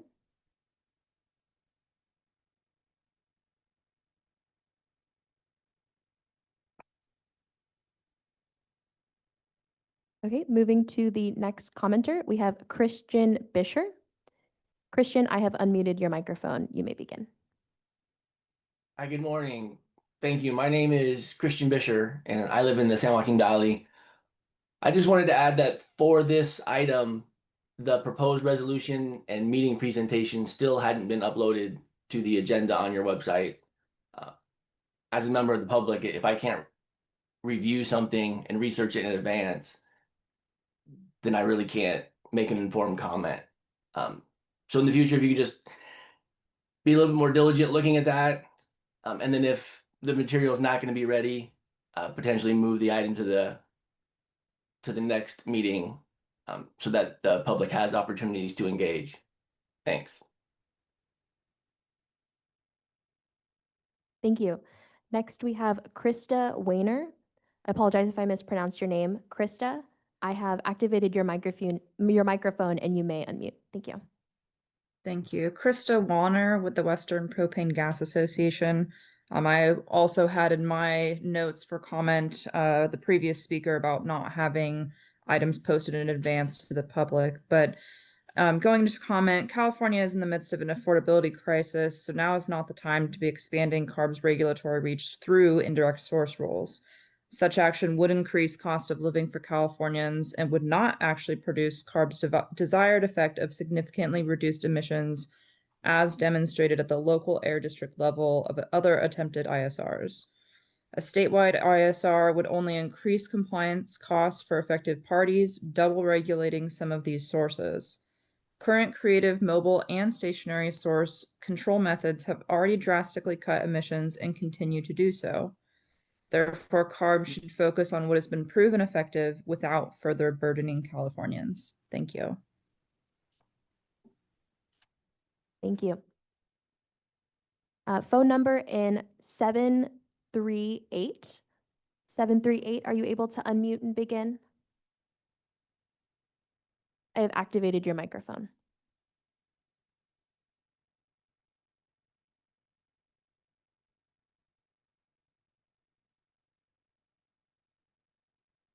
Okay, thank you. Chair Sanchez, that concludes our comments for this item. Thank you very much to all of the members of the public who weighed in on this item. Staff, are there any issues that were raised that you'd like to address? No, Chair, thank you. Thank you. I will now close the record on this agenda item. Board members, turning to you all, comments, questions. Please raise your microphone. Oh, please, Dr. Shaheen, over to you. Thank you, Chair. And thank you to the CARB team for the very thoughtful yet sobering presentation. This update makes it clear that we are no longer operating in a stable regulatory environment. Federal actions are not just slowing progress, they're actively increasing emissions and forcing the state to rethink its pathway to attainment. Even with current and proposed regulations, a large emission gap remains.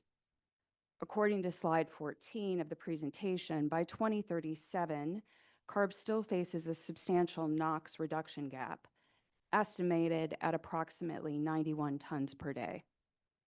We're not just closing an emission gap anymore. We have to backfill lost reductions.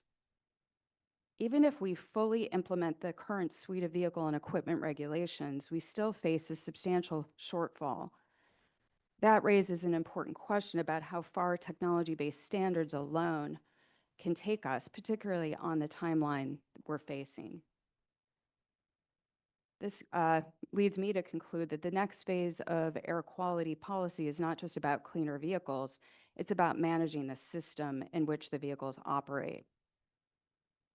In that context, I would like to focus on the indirect source review, or ISR.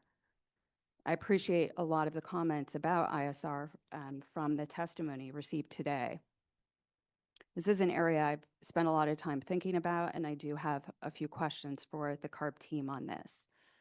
So ISR stands out as one of the few tools that we have in our toolbox to directly address activity-related emissions, freight movement, warehouse operations, and broader logistics of the system, as have been noted by many of the members of the public.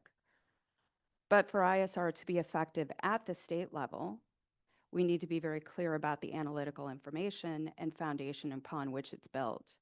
So my first of two questions is, can the CARB team quantify the emission reduction potential from a statewide ISR program?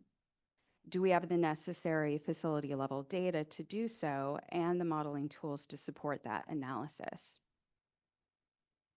Thank you, Dr. Shaheen. Absolutely, we could quantify that.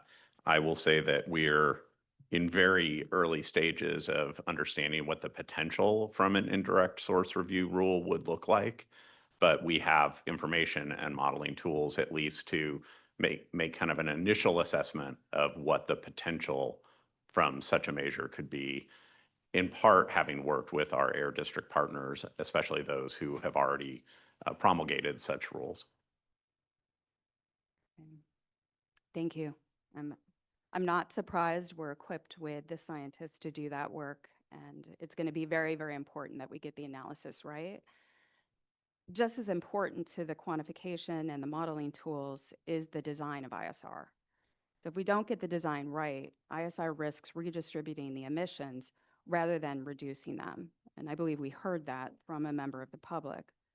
So my next question is how do we restructure or structure ISR so that it drives real reductions without simply shifting activity and emissions from one region to another?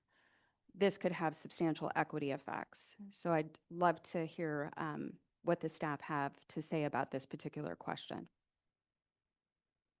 maybe I'll start and then see if staff want to add more. I would just say that certainly that's one of the considerations that we would want to look at and to understand. One of the concerns we have heard from ISRs occurring in specific regions is that it can exacerbate that sort of shift.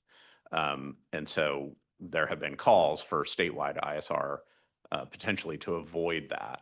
It would be an important consideration, and certainly I would expect that if this board is interested, that would be the direction that would be provided to staff in developing any future ISR to the extent that CARB were to do so.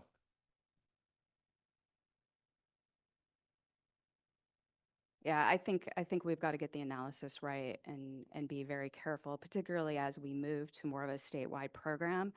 Analysis at the regional level is different, as we heard from a member of the public. That is indeed true. And it sounds like you're aware of this and very cognizant of it alongside its potential equity effects. So thank you so much. Thank you for those comments and questions, Dr. Shaheen. Board Member Takvorian. Thank you, Chair. And thanks to Dr. Shaheen for those comments. Appreciate that. And I want to follow up on the ISR conversation in just a minute. I want to first thank the staff for a really robust and deliberate and vigilant and dedicated report. I think it was really well done, and I really appreciate your dedication to protecting the health of every Californian. So congratulations for that. He's not here, but I want to thank Dr. Balms for dedicating his life, his public life, his career life to protecting public health and especially respiratory disease. And I'm thankful for his tenure on the board. And I'm struck, as I'm sure he is, by the stunning data that you presented on slides 4 and 5, indicating the 42% increase in NOx and some 14,500 deaths that would occur as a result of that, and the many hospitalizations, as well as the rollback on the PM 2.5 standard, which we know is going to really impact all of California, and especially those communities that are already very impacted by PM. And I think these are not shocking. We knew that would happen, but they're stunning. And we're all living in communities. Many of us are living in communities that are highly impacted. So we're looking at the faces of children who are going to be the recipients of these impacts. And I don't think we can forget that as we think about what comes next. So I really appreciate your diligence in laying the foundation for us to do that. You know, you're a lot of the same folks that helped us make progress over these many years to regulate the key sources of NOx and PM. And I appreciate that you're looking at new options for us to move forward on, especially related to heavy duty and medium duty manufacturers and the incentives that we can move forward, as well as retiring older vehicles, which we have talked about for many, many years. So making that happen, I think, is critically important. Let me just say that I really also appreciated your reference to the internationally regulated sources and wanted to just say that we learned a lot about the progress that's being made in the European Union when CARB joined Pacific Environment and many of the ports of California to learn about the efforts that are happening in Europe. And I appreciate the governor's recent efforts, I think this week, to collaborate with the European Union to forge a sustainable future, and especially given the refusal of the outright refusal of the federal government to even participate in these discussions. So California is stepping in, CARB is stepping in, and it's exactly where we need to go. In regards to the issue of ISR, I think it's very much a critical tool that we need to help us continue on this path and to help close that gap that we're seeing now in regards to NOx and PM reductions. And there's no question that warehouses, distribution centers, and ports are clearly a significant source of pollution, this type of pollution, as demonstrated by CARB's own assessments and localized assessments of cancer risk and respiratory disease risk. And I do agree that we need to work in partnership with local districts. If I understand it correctly, and perhaps this gets to the question that builds on Dr. Shaheen's question, there, as I understand it, the local rules really start with very rigorous emission inventories and very rigorous reports that come from the industries that are potentially being regulated. So I wanted to just ask staff to confirm that and to say that that would be in partnership with our districts, our partner districts. That would be the way that we would proceed, so that we would have really important and accurate data in order to move forward. Thank you. Good morning, Board Member Takforian. My name is Matt Lakin. We've met, obviously. I'm the Division Chief for the Air Quality Planning and Science Division. Just want to confirm that absolutely yes, like all our regulatory rulemakings for our direct regulations or indirect source review, we would base it on the best available data and science. We have a huge team of emissions inventory staff who are doing exactly as you say, using the best available emissions factors and activity information. And most importantly, as you noted, we would work very closely with the air districts and who are a huge source of information, but also we want to be well coordinated with them in their efforts if we were, to consider any type of regulatory rulemaking, including future ISR. Thank you. Thank you, Board Member Takforian. On to Zoom, Dr. Pacheco-Werner. Floor is yours.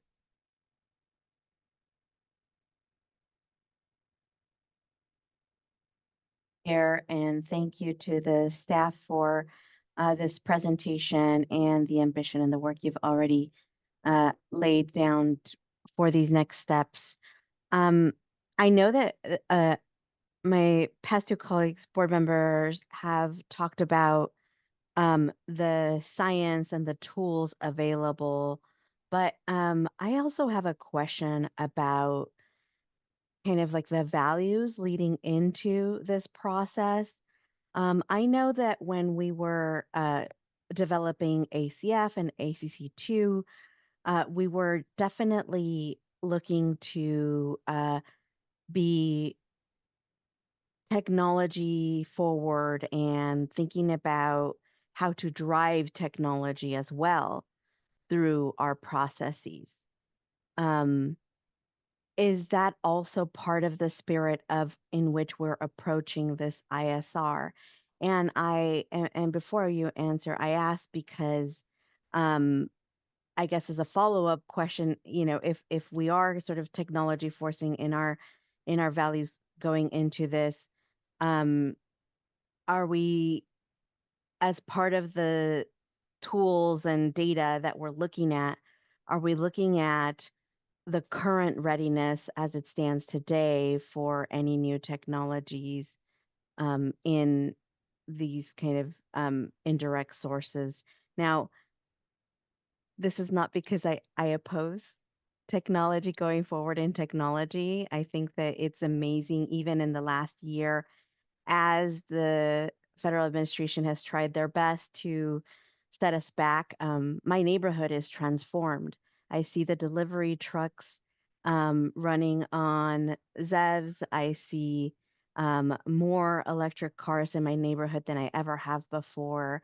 I see solar panels on nearly every house now, where 5 years ago that was a rarity. And so I am excited. And I also really think that as part of the engagement process for us as board members, but also the public, I do think it's important to understand where we're at in terms of the thinking behind what we'll be, how we'll be evaluating the data that we see in front of us in terms of what is available, what works now, what doesn't work. And finally, I want to end with a comment of, earlier this month, the CARB board staff and board members were gracious enough to come down to the San Joaquin Valley and see a lot of the work that's being done in the valley to address these issues of that we're faced with. And while not everything is SIP creditable, as a public health scientist, it is important to say that incentives do produce real emission reductions and they have immediate public health benefits. And I do think that that's an important aspect of all of the things that, as we're going to look forward to all of our criteria pollutant issues, that, in the San Joaquin Valley, we have made progress both through regulation and through incentives. And I think highlighting the farmer program earlier this month was a testament of that, that when you switch over a tractor and crush the old, more polluting one, there's an immediate health benefit, but there's also an immediate emissions reduction too. And so I do think that there is a fine balance for us between SIP creditable options as well as those non-SIP creditable options that we know will have a real effect on the ground. Thank you.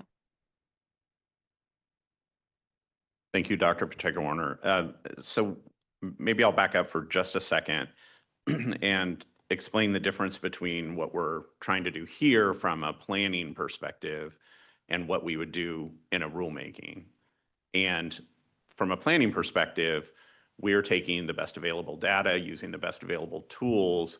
Those will include inventories of the types of equipment and vehicles that operate on the road, where they're located, how much they drive. We pull in those data from registrations. We get on the ground information about where vehicles drive, how much they drive, and we have a good understanding of the emissions profile from those vehicles, both from in situ measurements. We do roadside work. We also have research to better understand deterioration in those engines. And we also are looking at things like off-road sources. And in addition, we have registration requirements here at CARB for many of those vehicles. So all of that sort of input would go into our modeling. That helps us develop an inventory of where the emissions occur. And then we can better understand the potential for emission reductions associated with different types of policy interventions that we might implement. That is a little bit different than what would happen in an actual rulemaking, where we would develop a team, we would start looking at that, engaging with stakeholders, and doing the economic analysis, the public health analysis, and then bringing forward an actual regulation, which then would quantify the reductions associated with each regulation. And I sort of explain all this because I don't want to leave the impression that we have an ISR team already starting this rulemaking. We do not. This is, a conceptual sort of planning discussion that is happening. We're looking for feedback from the board if this is something that we should continue to kind of push and look at. That could result in an actual team that might start to work on a regulation. So all that said, to answer the more specific question, certainly when we're thinking about the planning exercise, we are pushing the technology. We are saying this is going to drive an outcome of more zero emission vehicles, both on road and off road. And in that, we're going to have to think about complementary policies to ensure that there's the right kind of infrastructure to help support that new technology. And that's not just us. That would certainly be CARB, but working with our partners at the Energy Commission, the Public Utilities Commission, and the Governor's Office of Business and Economic Development, among many others. So this is a whole of government type of approach. We start to think about what's possible, then what's necessary, work across the administration and with the legislature to ultimately determine, what we can put in place as a regulation. All of that would take quite a bit of time for an ISR. So this is not a near-term type thing, but the question has arisen about that as a type of tool and whether that's a proper tool for CARB to start to investigate more and use as part of our future efforts to reduce air pollution. Thank you for that, Dr. Cliff. Board Member Santiago.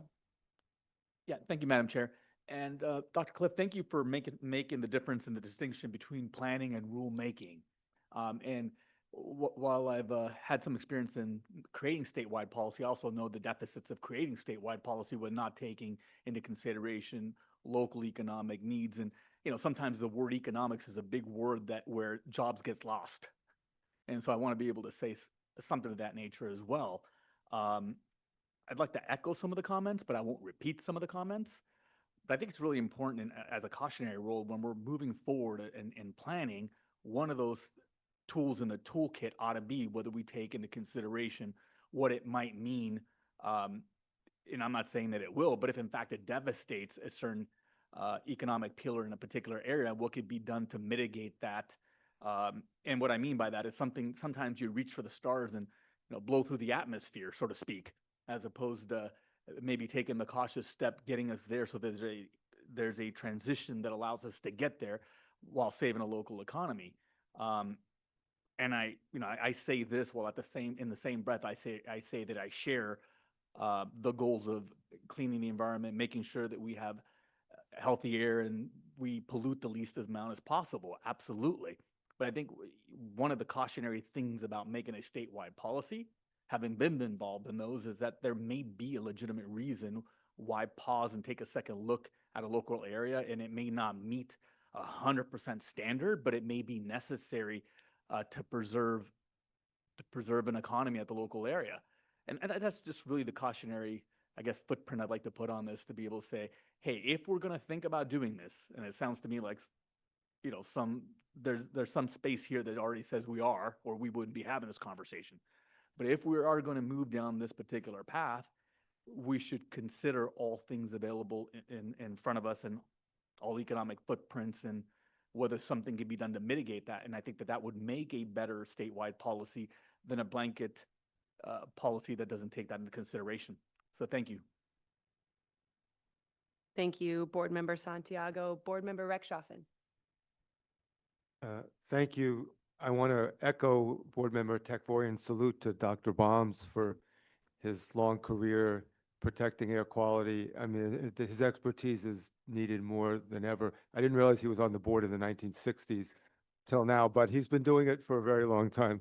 I didn't either. I want to thank the staff for its excellent cogent presentation, and also Bill McGavin came up with a great phrase I'm going to use, but I didn't capture all the adjectives: corrupt, irrational, reckless, and there was a fourth one. So I'm just going to say that's Siri or whatever to refer to the Trump administration going forward. So thank you for that. What's the fourth one? Hostile. Okay, that doesn't make for a good acronym though. So maybe we have to come. I had a couple of quick follow-up questions. On ISR, I fully appreciate what you said, Dr. Cliff, that we're very much in the early stages and there's a lot more to be done. And you're asking for feedback. I agree with what my colleague said. It's a very important tool. And since we're so hamstrung by the federal government, we need to explore all these new strategies. One question that's come up is whether or not the reductions under ISR are creditable toward our SIP compliance. Could you address that question? Sure. Thank you, Board Member Rechtschaffen. I think that the answer to that so far has been that it's been challenging to include ISR as creditable under the SIP, at least. That's our understanding so far. I wouldn't say that it's impossible to do so. We, haven't developed one or worked with US EPA on that. So that's, something we would certainly like to explore. More broadly, though, I think what's important to understand is that while the state implementation plans are incredibly important for determining whether we are meeting federal air quality requirements and making progress towards those, and there are very specific accounting rules for how you demonstrate that emission reductions that occur from regulations, even if they aren't credited in the SIP, would still provide benefits to California breathers, and with regard to the SIP, could still help us meet attainment. So even if not credited, the fact that it would reduce actual air pollution, which is evaluated through ambient air monitoring, that will help us show reasonable further progress and drive emissions down, such that achieving attainment, which is the actual goal of the SIP, is still possible.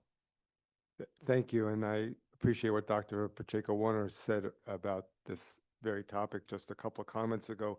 Could you also address, we heard some commenters talk about the absence of mention or incentives for low NOx engines in the Drive Forward presentation yesterday and in our thinking more broadly. Could you address our staff's thinking on this question?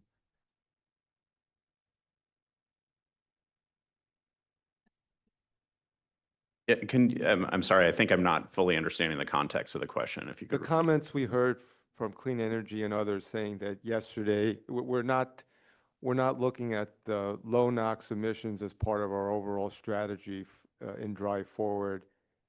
The presentation yesterday, we're overly focused on ZEB technology.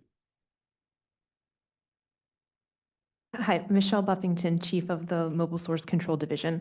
Yesterday, we held a workshop to talk about our heavy-duty incentive programs focused solely on our air quality improvement program dollars. And during that presentation, staff proposed for the funding to go to a particular program that we operate, the CORE program. It was the first workshop we're working together to put the funding plan proposal together to bring to the board. And so while there may not have been specific dollars pulled out for natural gas out of the EQIP pot of funding, we did have an open public forum where everybody was allowed to bring their comments and ideas to the table. And so we have now the opportunity to digest that feedback and consider other alternatives if we deem them necessary. We do want to make sure that the limited dollars that we have in the EQIP, the Air Quality Improvement Program, are getting as many reductions as we can to help support and fill some of the gap that we're seeing in the SIP process. Thank you. I have one last question. Could you just give a little more detail about something you mentioned in the slide about future concepts to reduce medium and heavy-duty vehicle emissions, which is retiring vehicles after their useful life, consistent with SB1? Could you give a little more flesh on the bones of what that might entail? Yeah, so you're referring to under Senate Bill 1, there's a provision that the legislature included that defined what useful life for heavy-duty trucks is. And I'll try and summarize, and hopefully I get this correct. It is 13 years, the first of 13 years, or 800,000 miles, but no later than 18 years for a heavy-duty vehicle on the road. And because the legislature defined that that is the expected useful life of a heavy-duty vehicle on the road, conceptually, one could consider an approach which would ensure that at the end of useful life, those trucks would no longer be operable on California's roads. Again, this is, early stage thinking, part of our Drive Forward discussions to better understand the potential for the types of programs that could reduce emissions, especially from those sources which have the largest amount of criteria pollutant emissions impacting public health. Thank you. Thank you, Board Member Rechtschaffen. Councilman, the floor is yours. Thank you. Thank you very much, Chair. Appreciate this. I also will salute our esteemed doctor here, Dr. Bombs. I appreciate his work. Yes. Imagine what happens if you did. We'd have to have a hearing just for that. No. First, I want to speak from the perspective of a local air district, and in my point of view here, that the role of this board is to assist and aid in the local efforts, and particularly when it comes to ISR. I do think that this is where I've mentioned before. You have retail air quality and wholesale air quality, and the benefits of local air districts being able to identify and work with their industry partners to meet those goals. And I think if we had a wholesale air quality approach, I think it could make it difficult to execute and balance the issues that I think Board Member Santiago had mentioned before here. What I would say is that the role of the board as we move forward in this is identifying blind spots at the local level or weak points in strategies at the local level to aid in the local effort approach to address address where their efforts are. So and to also recognize how we can assist municipalities in addressing the severe financial challenges. As I see it, with these illegal federal attacks on our public health, and also depending on who you ask, the multi-billion-dollar state budget shortfall, there's very little support that's going to be coming from the federal level and from the state level for municipalities. So we need to help and support municipalities in a way that they can make any type of significant and incremental approach. And that's where I do believe that allowing the locals to figure out how they can, where they can move to a ZEV model, but where even in the infrastructure side, just trying to get, transformers or substations built has been a challenge here in Sacramento. And I'm very proud that we've reached federal air quality attainment, but the fact still exists that even our municipal courtyards haven't been able to move as quickly as they can because of supply and just cost of issues. So being able to have a low NOx option while we're fighting the federal government and hoping that the legislature can find some significant resources are going to allow municipalities to achieve our lower air quality numbers on NOx and PM. So to me, I think those are some key things that we need to understand, kind of where each of our roles are. So I'm speaking as a rep from a local air district. Every little impact, if we can get the dirtiest vehicle off, even if it's a cleaner one, it's better than having that other one sit on in that courtyard and being used. Rather than, and then hopefully as we plan, because many times when we're looking at our, I'll stop using the alphabet soup, the multi-year operating budget for a city, when they put a capital improvement project plan together, this is a multi-year plan. And if we're expecting that we're going to completely go into address an issue where even if it's whether it's a warehouse or a city or other entity that they have to get the equipment, we're talking years of impacts to communities. So I'd like to make sure that we allow the localities to identify which way they can address immediate impacts. And yes, we have to have a long-term vision, a very strong long-term vision, but we have to take every action we can that is an impact today for someone breathing today. So thank you, Chair. Thank you, Councilman, for those remarks and that perspective. Dr. Bombs, the floor is yours. And before I give you the microphone, let me just add my gratitude and appreciation for your years of ongoing service to this board and to all Californians. Thank you. And I guess I should thank Christian Moto for getting me all these compliments. I'll keep my comments short since I'm here at the end, and I've appreciated all my fellow board members' comments. I agree with almost all of them, and I want Councilmember Guerra to tell him that I appreciate where he's coming from in terms of the budget demands right now that are hard to meet for local municipalities. And I also appreciate Board Member Santiago's concern that we have to be careful when we're talking about statewide regulation. But I want to take up Dr. Cliff's question about whether board members think we should be looking at a statewide ISR. And I definitely think we should be looking at that. But the process of developing a statewide ISR would have to take the economic impacts under consideration and all the complications that would a statewide ISR would involve, both at the state and local levels. And but I do think it's a tool we should look at in terms of going forward, even if it doesn't give us SIP benefits. as Dr. Cliff said just recently, and really Dr. Pacheco Warner more or less said, if it improves air quality, I'm for it. Considering it, you know. So I guess I'll stop there.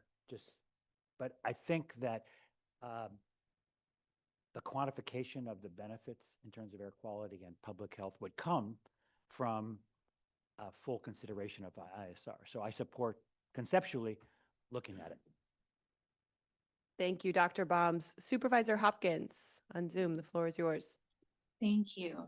I just wanted to note that wearing my other hat as chair of the Bay Area Air District, that the Air District did establish a formal support position for AB 1777, which, if I have my ABs and SBs straight today, is the legislation introduced to support CARB's authority to regulate indirect sources. In the Bay Area, we've actually received substantial advocacy and support, from the community in support of ISR, and we are planning on moving forward with our own rule focused on warehouses. And as a board, we have also, established an appreciation and support for a statewide approach that could kind of potentially mitigate that problem of having a patchwork of different regulations throughout the state of California. So I look forward to seeing how AB 1777 progresses, and I would support considering and moving forward with a statewide approach if CARB is granted that authority. Like a lot of my colleagues have said, I'm very supportive of incentives. I've seen firsthand how effective they can be, especially in the ag industry around us, which is an industry that has a substantial inventory of off-road engines. So I really appreciate that being included as a strategy, as well as the MOU strategy, which, as I understand it, would require mutual agreement and support among the parties. I think that we're all cognizant of the need to address affordability while also moving forward with pursuit of our clean air goals. And I think if we can partner with industry with incentives and proactive mutual agreements, we'll be able to move forward quickly and with enhanced certainty. I think it was board member Rechtschaffen that noted the current hostility and litigious nature of the federal administration. And one thing right about incentives and that kind of proactive work is that we can move forward without those concerns. And so just a couple quick questions. Just to confirm, I assume the intent of the MOUs would be to proactively partner with industry to achieve our goals and find common ground. And then in terms of the direction to staff for a memo in the future, is that we've had kind of the slide with the blue space and the white space, right? And I'm assuming that the memo would really look at how do we address that white space and what could all of the potential regulatory strategies grant us in terms of emission reduction. So we'd be able to look at things like ISR, like Tier 5 and other regulatory processes, as well as incentives and MOUs to try to figure out how to close that delta. Is that correct?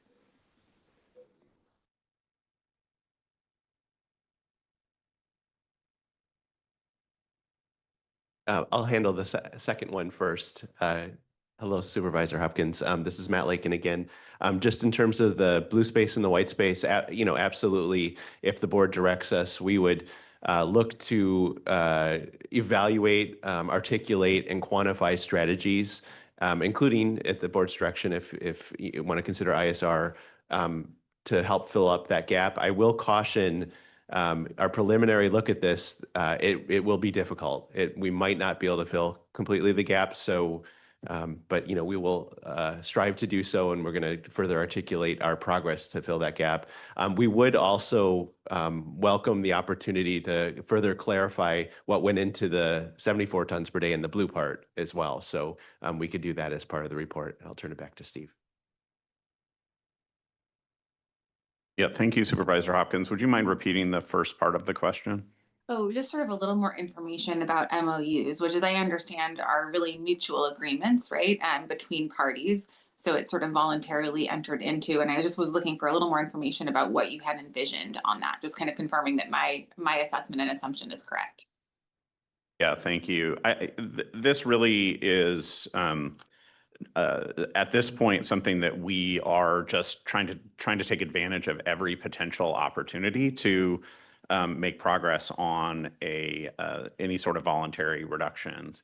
I will note, for example, as part of settling litigation with the railroads last year, we agreed to coordinate more on meetings going forward. So we have been working with the American Association of Railroads, BNSF, and UP on future opportunities to reduce emissions. So those are the types of things that we have in mind that potentially could result in some sort of voluntary agreements. But at this point, we don't have anything specific that's been laid out that we're anticipating would necessarily be the type of agreement to put forward. So we still need to work on that. In the past, of course, we have worked with auto companies, we worked with other manufacturers. Those have have had varying degrees of success over the past several years. And for us, it's really just no stone unturned. We're trying to find every possible opportunity to continue to reduce emissions, and voluntary agreements are part of those. That sounds like a great approach, and I really appreciate it. Thank you so much for the information. Thank you. And I also just wanted to add in terms of ISR regarding CARB's authority, this is, it's very clear that the state has authority under the Federal Clean Air Act to establish indirect source review rules. CARB has never exercised that. We have never, done a full evaluation or developed any type of rulemaking, but we know that air districts have. So in case that wasn't apparent, that, there's, of course, there is legislation, which I won't comment on, that would affirm that position. But I just want to make it clear that under federal law, the state does have authority to establish ISRs. Thank you, Supervisor Hopkins. Mayor Locke Dawson, over to you. Thank you, Board Sanchez. And I just want to wear my municipal hat as well as my South Coast AQMD hat and agree with Councilmember Guerra on both budget and attainment issues. The city of Riverside has invested substantially in renewable natural gas from our waste stream. We did that based on, previous trajectory of low emission vehicle guidelines and trying to reach attainment. And I think it's got to be an all of the above strategy until we can sort of sort things out at the federal level, but also get a little closer to our attainment goals. And it is also a budgetary problem for us. Secondly, I wanted to just, I was meeting with some constituents in my area the other day that were lamenting the fact that there's so little products out there to satisfy their zero emission vehicle use for fleets, and particularly in the heavy duty pickup truck space. And I happened to bring some flyers for a company that's based out of my city. They are the world's first and only all electric heavy duty pickup truck manufacturer. They're rolling off the line right now. City of Riverside is purchasing, I think, 20 of these vehicles for our fleet. They're called Vol2. That's the name of the company. And I just putting in a plug for them, but also letting folks know there is a product out there to achieve that just that goal of getting their zero emission trucks in their fleets. Thank you. Thank you, Mayor Locke Dawson, and appreciate the real life example and proof point. Any other comments from, yes, Board Member Eisenhut, over to you.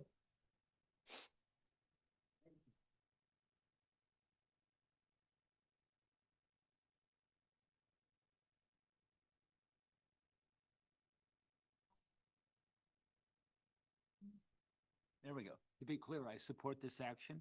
As Bill McGavin and others have said, this is a situation that requires every opportunity for reduction, light duty, heavy duty, off-road. I have in the past been hesitant about promoting or even substantially exploring all other fuels such as natural gas, viewing it as a more of a transitional implementation. And I need to withdraw that hesitation because I think every option needs to be on the table for exploration. So I just wanted to make that clear for my own personal position. And I do have a question. Dr. Cliff has already appropriately staked out the timing issue. But I'll respectfully ask if he has a sense of timing when this may return to the board, and introduce the possibility that it might return to the board in segments rather than as a whole, if that's the manner that the research develops. So those are my questions for you. Thank you, Board Member Eisenhut. Regarding indirect source review rules, best guess would be several years. You know, a typical regulation for CARB is in the 2 to 5 year development to get to the board sort of time frame. So I don't imagine that this would be any different. Again, we don't actually have a team yet working on such a thing. So you know, we would have to develop that, start to do the research, and you know, that sort of inevitably would take a little bit longer as a result. With regard to the other regulations that were part of the bar that we, you know, feel like we potentially could fill in, those are already underway. So they, for example, in the drive forward context, staff have been working with both the heavy and medium duty manufacturers and stakeholders on potential new regulations there, as well as on the light duty. And then, of course, there is a budget proposal for $200 million for a light duty vehicle incentive. So those things are already in progress. My expectation, for example, for the light duty vehicle rules is that we would have a proposal out by the end of this year for board consideration sometime next year. So just to give you a sense of that. Can I just add with regard to this question over low NOx, it's come up quite a bit. In the federal context, starting next year, the federal requirements for medium and heavy duty trucks is a 35 microgram standard. And that was consistent with what we had proposed for our omnibus standard. So federally, we imagine that trucks are going to meet that more stringent standard next year, absent any changes that the feds may make in their regulations, which, you know, potentially they will. In California, we have established what in the finalization of the regulation this morning, the emergency vehicle regulations, that the 200 milligram standard is in force, but we are also certifying, if you know, voluntarily, to those lower requirements. So to the extent that there are technologies that are certified to lower emission standards, that could be a real opportunity to continue to reduce emissions. And we're absolutely interested in that. So for example, if natural gas trucks were still certifying to that lower emission standard, the difference between that 200 milligram and the 35 milligram could represent a significant real world reduction. So that is, you know, certainly something that we're continuing to evaluate and try and better understand. And, you know, to the extent that there are opportunities to encourage that, we would certainly be interested in exploring. Thank you, Board Member Eisenhut. Thank you. Any additional comments, reflections? No, with that, great. We will move, the board has before them resolution number 26-4. Do I have a motion and a second? So moved. Board Clerk, would you please call the roll? Dr. Balms, Yes. Mr. Eisenhut, Senator Flores, Councilman Guerra, Aye. Supervisor Hopkins, Yes. Mayor Locke Dawson, Aye. Dr. Pacheco Werner, Yes. Mr. Reckschaffen, Yes. Assemblymember Santiago, Dr. Shaheen, Aye. Dr. Stigler Granados, Yes. Ms. Takforian, Yes. Chair Sanchez. Yes. Madam Chair, the motion passes. Thank you. Thank you, everyone. We will now move to open comment. For those who wish to provide a comment regarding an item of interest within the jurisdiction of the board that is not on today's agenda. The clerk will call on those who have submitted a request to speak card. And if you are joining us remotely and wish to comment, please click the raise hand button or dial *9 now. Will the board clerk please call on any commenters that have requested to speak? Thank you, Chair. Starting with in-person commenters for open comment. First, we have Sean Edgar.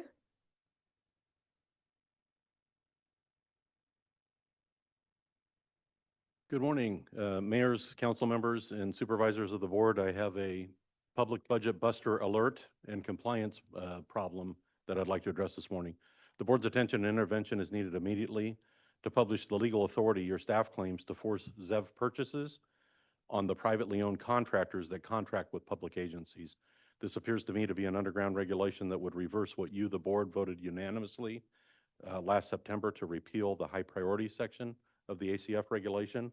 Allow me to break this down with the goal of prompt dialogue and action on this matter. The reason for urgency relates to guidance that was emailed last week by your ZEV fleet staff that comes just days before the April 1 annual certification for state and local government, or SLG fleets. Under the March 17th email from your staff, local governments must do three things. They remain responsible, which they never were to begin with.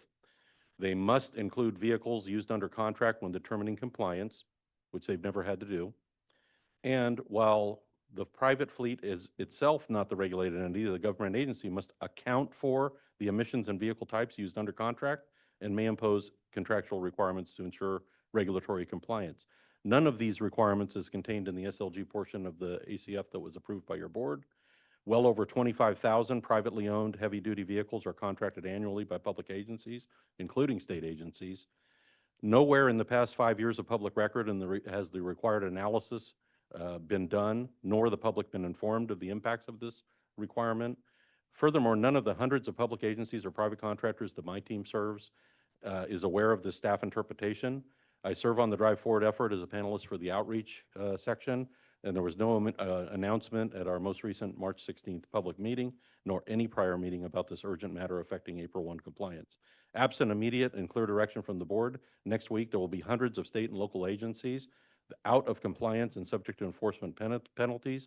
Private contractor fleets that the board has agreed to exempt would now be subject to what is effectively an underground regulation.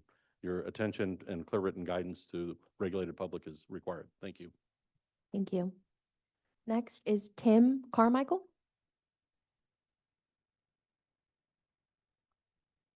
Good morning, Chair Sanchez, members of the board. Tim Carmichael with SEEB. Let me add a little more context to what you just heard. The Advanced Clean Fleets state and local government portion came to you in the fall. You delegated to executive officer to wrap up some minor amendments and do 15-day changes. We've heard those 15-day changes could come as early as next week. We submitted a request for clarification to the staff in January. We received a response last Friday, which said, as Mr. Edgar just indicated, that under the staff's interpretation of that rule, or that developing regulation, any privately contracted vehicles and fleets to a state or local government would be subject to the requirements. The local government would be responsible for the emissions. The local government would be responsible for ensuring through their contracting that those contracted fleets meet the zero emission requirements. That was never discussed in front of you. I do not believe any of you were briefed on it. It definitely was not discussed with many of the key stakeholders. And our membership includes both the agencies that are subject to the rule and expecting to comply with their own vehicles, as well as many other private fleets that could be caught in this net. Think of refuse hauling, think of public works, think of tree trimming, think of telecommunications. This is a dramatic increase in the scope of what was presented to you. There's a process concern, but there's also the dramatic cost implications. One of our members told us that the vehicle that they use for refuse today versus a ZEV alternative, it would be double the cost with the associated infrastructure. So very significant. We're raising the red flag today because this item is not scheduled to come back to you as a board. Thank you. Evan Edgar.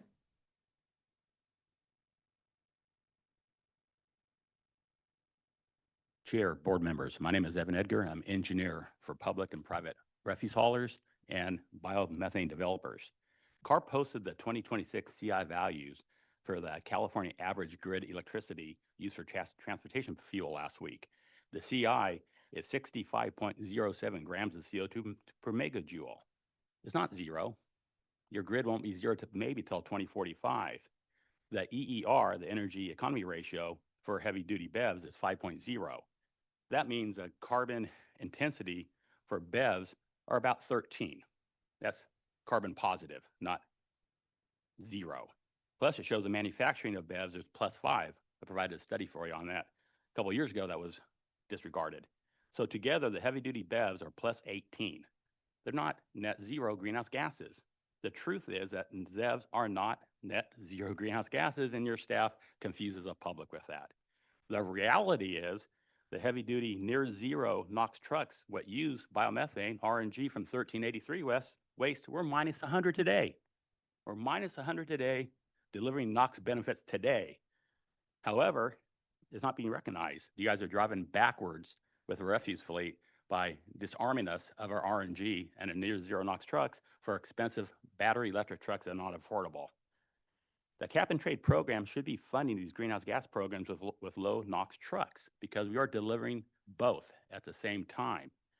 So the ACF rule is carbon positive and expensive, and local government can't handle it. So what we need to do is keep the RNG forever for both public and private fleets.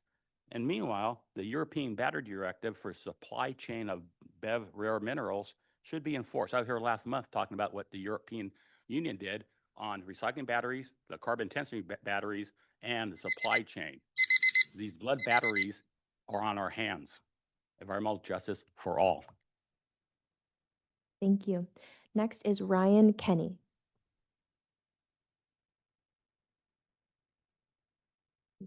Hi, good morning, Chair Sanchez, members of the board. I wanted to just echo what the previous speakers have expressed. My company, Clean Energy, includes customers who buy, refuse customers who purchase and use renewable natural gas. They're already using the cleaner fuel.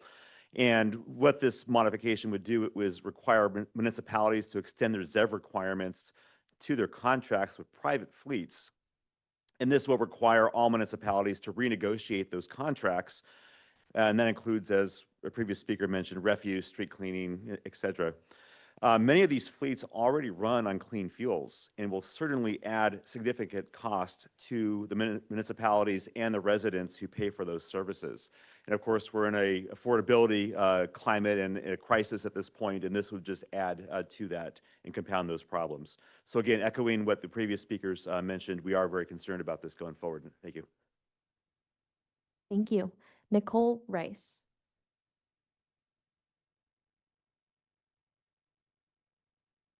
Still good morning, Madam Chair, members. Nicole Rice, California Renewable Transportation Alliance. Again, just wanted to align myself with the comments that have been made by the previous speakers.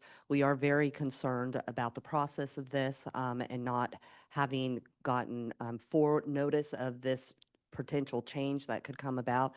We are also concerned about how it could impact specifically refuse fleets and what the board has heard continuously at board meetings about the circular economy and the effectiveness of that economy for that industry. I would also submit that there are other contracted entities that are running on renewable fuels that are out there that are getting the emission reductions that California and others have charged this technology and this fuel to do for years. And so moving forward with a proposal like this could disrupt that effectiveness, could result in higher costs, not only for the companies, but also for the municipalities and the residents that they serve. And it honestly would be a needless change in a segment of the industry that is providing emission reductions that this board and others want to see during this time frame. So we just urge the board to take a look at this and to consider our concerns and to consider a better alternative than moving forward with this particular provision. Thank you. Thank you. Now moving to Zoom for open comment. Our first Zoom commenter is Caesar A. Caesar, I have activated your microphone. You may unmute and begin. Hi, thank you so much. My name is Cesar Aguirre. I am with the Central California Environmental Justice Network and would also like to mention another opportunity to fight against the federal slipping that's leading to worse air quality, especially here in California.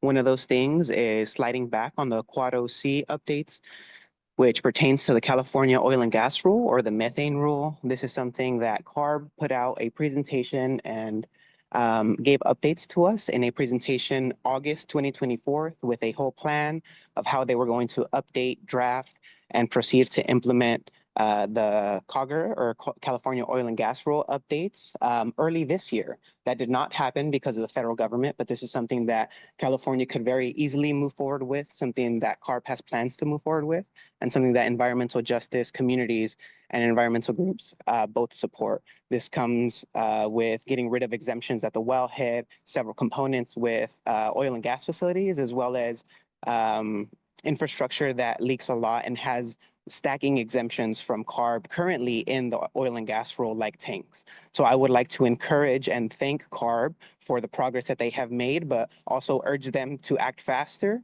seeing as information and data sets like Carbon Mapper have California leaks from oil and gas sector being beat out by only one or two other countries in the whole world. If California was a country, we would be number 3 in leaks across the whole world for methane leaks from oil and gas sector, visible from space. And part of that is because of the exemptions that exist in the state, like the heavy oil exemption that needs to be addressed and should be gotten rid of in the updates to the Quad OC and the California Oil and Gas Rule. I'm hoping that CARB also stood against the federal government in making comments to the Bureau of Land Management against the land grab for selling our public lands for the use of oil extraction. And I would like to extend an invitation to any of the CARB board members to meet with us one-on-one so that I can give you more information on the California Oil and Gas Rule. Thank you. Thank you. We have 6 more commenters on Zoom with their hand raised. Open comment signups will close at 11:39 a.m. The next commenter is Gary Walkner, followed by Sarah Taylor, and then a phone number ending in 738. Gary, I have unmuted your microphone and you may begin. Thank you. Hello, CARB board members and staff. My name is Gary Walkner, and I direct an environmental organization named Tell the Damn Truth based in Ventura. First, I want to thank you for your work and for your service to the people of California. Second, I want to especially thank you for being a national and global leader in the fight against climate change. California is truly a bright spot, taking climate action, leading the world, and many people are watching. Yesterday, my organization, along with a coalition of environmental and indigenous groups, submitted a legal petition to CARB asking the agency to initiate a rulemaking process to add dam and reservoir facilities to CARB's mandatory greenhouse gas reporting regulation. The 32-page petition contains significant legal and technical arguments for why CARB should initiate the rulemaking. In addition, one of the supplemental attachments to the petition, created by our science team, estimates that California's 368 biggest reservoirs cause at least 5.3 million metric tons of carbon dioxide equivalent to be emitted each year. That's the same amount of emissions from approximately 1.2 million gas-powered vehicles driven on California's roads in 1 year. These are real numbers. We look forward to engaging with CARB staff and board to answer any questions you might have about our petition and to working closely with CARB through a rulemaking process. We're happy to meet with any of you at any time in person or in Zoom to discuss the petition. Thank you again for your service to the people of California. Thank you. Next, we have Sarah Taylor. Sarah, I have activated your microphone. You may unmute and begin. Thank you. Good morning, Madam Chair and CARB board members. My name is Sarah Taylor. I am here on behalf of the Western States Petroleum Association commenting on consent item 26-2-3. WISPA submitted written comments opposing both CARB's original adoption of the emergency vehicle emissions regulations and the proposed 90-day extension. I understand the comment period for this item has closed, but we previously saw on the docket that written comments could be submitted until 3 p.m. today. This speaks to some of the procedural irregularities we have seen with this item. For example, CARB posted a notice postponing this action on November 7th, 2025, 3 days before the original comment period was set to close on November 10. Since the bulk of comments are submitted at the end of comment periods, the timing of the postponement notice suppressed public participation from commenters who reasonably believed they would have another opportunity. Now, in the notice for this hearing, CARB asserts that comments submitted outside the original period would be considered untimely. CARB's irregular approach dissuaded stakeholders from submitting comments during the original period. Second, CARB's CEQA analysis is deficient as highlighted in multiple comment letters submitted during the fall 2025 public comment period. CARB claims the emergency regulations and efforts to permanently adopt them are exempt from CEQA under the common sense exemption and the Class 7 and Class 8 categorical exemptions. These exemptions do not apply, and CARB has not met its burden to invoke them. CARB's environmental analysis finding emissions reductions is both flawed and conclusory, failing to provide underlying data, emissions modeling, or differentiation by vehicle class. CARB has not met the demanding certainty showing required by the common sense exemption, nor can it rely on the categorical exemptions where its actions lessen environmental protections. For these reasons, WISPA urges the board to reject staff's proposal to permanently adopt the emergency vehicle emissions regulations and instead direct staff to comply with CEQA. And as I noted, we did believe we had a little more time to submit written comments, but we have submitted those to the clerk as well. Thank you so much for your time. We appreciate the opportunity to comment. Thank you. Next, we have a phone number ending in 738. You can use *9 to unmute your microphone. I have activated your microphone that once again is *9. You may unmute and begin. Hello, am I being heard? Hello? Yes, it's a little muffled. Okay, it's better than nothing. I got the last 2 times I got nothing, and they've cut me off twice in the last hour. There's retaliation against truth telling, and it's against the law, state and federal. Okay. My name's Harvey Eder. I'm founder director of PSPC Public Solar Power Coalition. Been doing this for over 50 years. I want to incorporate by reference all of our activities with the state. 40 years we'd be going to the Air District and to you all, and we were consultants to the PUC in 81 and 82, the Low Income Solar Equity Program. Commissioner Glenn's first Black commissioner at PUC, and it was not analyzed. We put in the 16 plan, the Solar New Deal, based on the Sunshot program, based on Moonshot. That's how we got to the moon under Kennedy. Musk wouldn't be up there on Mars if it wasn't for that. Okay? So we put in 100 exhibits in the 16 plan. That plan's illegal. It was never evaluated. This is a request to Dr. Burke, who managed Mile Island for 50 years. Also, at the administrative committee meeting on the 8th of February in 19, this was addressed. And we said that you have a Supreme Court case in 12. It's technology forcing, was the Air District case they wanted, and it applies to solar. We brought this up. This meeting has been purged. It's not online. Wayne Ashby lied and said he was getting it up. We tried to get copies of it through information, through station that are asking legal for advice. This is outrageous. It's friggin' outrageous. Okay, there's a UN conference coming up next month in Colombia, the 28th and 29th. There's 24 countries about just transition to solar renewables. There's need for us to step up and to organize, because we're out, and the cost of benefit analysis does not include the real, that there's 1 million to 1.5 million deaths a year in this country, according to Lancet 10 years ago, Dr. Piqueras, okay? That you're not doing cost benefit analysis with externalities. This has personally affected me. When I was 9, I had pneumonia and pleurisy, and now I've got heart failure. 1 million people die a year, plus over 55. It's outrageous. And only 250,000 from heart and lung stuff. Thank you. Next, we have Christian Bisher. Christian, I have unmuted your microphone. You may begin. Good morning. My name is Christian Bisher. I live in the San Joaquin Valley. I am aware you will not agree with this statement, but I believe Trump and his administration would support everything the San Joaquin Valley has recently submitted to you. A 5-year attainment deadline extension for the 2012 PM 2.5 standard, a 1-year extension for the 1997 PM 2.5 standard that the court later determined was illegal. The 1997 Ozone contingency measures submission that included a smog check measure that only provided 2% of the recommended emission reductions. And then the Air District and CARB said no other contingency measures were possible from any source. In Kern County, oil and gas emissions flow freely given the plethora of exemptions and enforcement loopholes.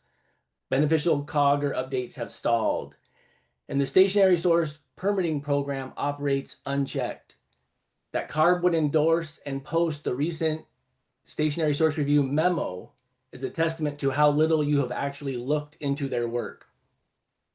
Sit in on a San Joaquin Valley Governing Board meeting, a citizen advisory committee, and their industry and ag-led environmental justice advisory group and listen. Trump's views are at home in all of these places, and the people of the San Joaquin Valley are paying for it with their health. The next time something comes to you from the San Joaquin Valley Air District, ask yourself, what would Trump do? If he would support it, please take a look closer and see if there's something that should be improved. Thank you.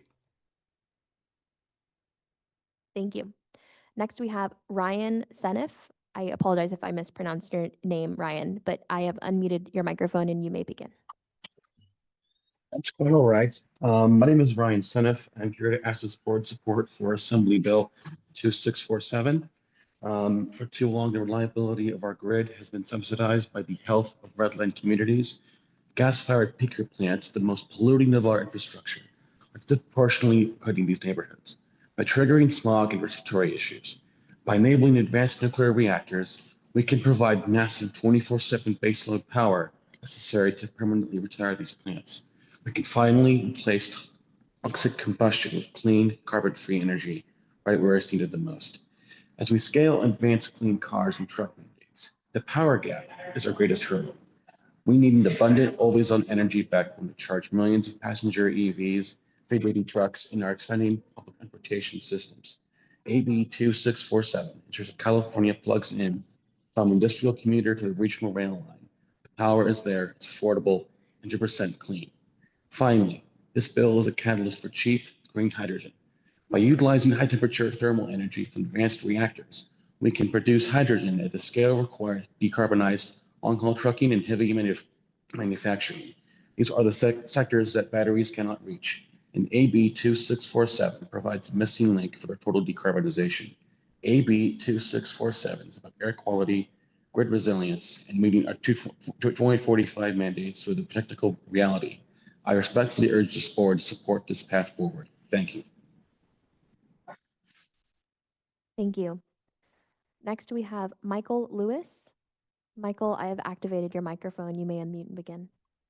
Thank you. This is Mike Lewis, and I'm with the Construction Industry Air Quality Coalition, and I wanted to echo the comments of a couple of previous speakers and express our surprise and sort of disappointment at the staff's new guidance, which they've established to include private fleet emissions in the fleet calculations for state and local government fleets under the ACF, or what remains of that regulation. This is a new interpretation. I think it's authority that you don't have because you didn't get a waiver. For this to have been done by email in response to a question that somebody asked without any involvement on the part of the stakeholders or the private fleet owners, I think is very disappointing at least. This was something that was never reviewed as part of the establishment of that regulation. There was no consideration, no evaluation, no cost analysis done of the impacts of that kind of a change in interpretation. I think this looks to me to be an underground regulation under the Office of Administrative Laws requirements, and I should be concerned about that. It looks to me also like you're trying to do an end run around US EPA's authority because they didn't grant you a waiver to do this. And finally, this looks smacks a little bit like an indirect source rule where you're trying to make somebody responsible for somebody else's emissions. It's a strategy that doesn't work, and the legislature ought to take a keen interest in how you're going about this, given the fact that they're looking to provide you with some authority in that area in the first place. I think you need to take a step back from this and invite the stakeholders in and have a real discussion about what the impacts of this regulation or this interpretation is, and before you move forward with something this dramatic. Thank you. Thank you. Madam Chair, that concludes public testimony for open comment. Thank you very much. Thank you to all of our commenters who joined us today. I know staff is committed to working through many of the issues that were raised, both with industry and also with the community groups. So thank you all. We look forward to that ongoing work. And just another note of gratitude to my fellow board members for their work today and our unwavering commitment to the public health of Californians. And with that, the March 26th meeting of the California Air Resources Board is now adjourned. Thank you.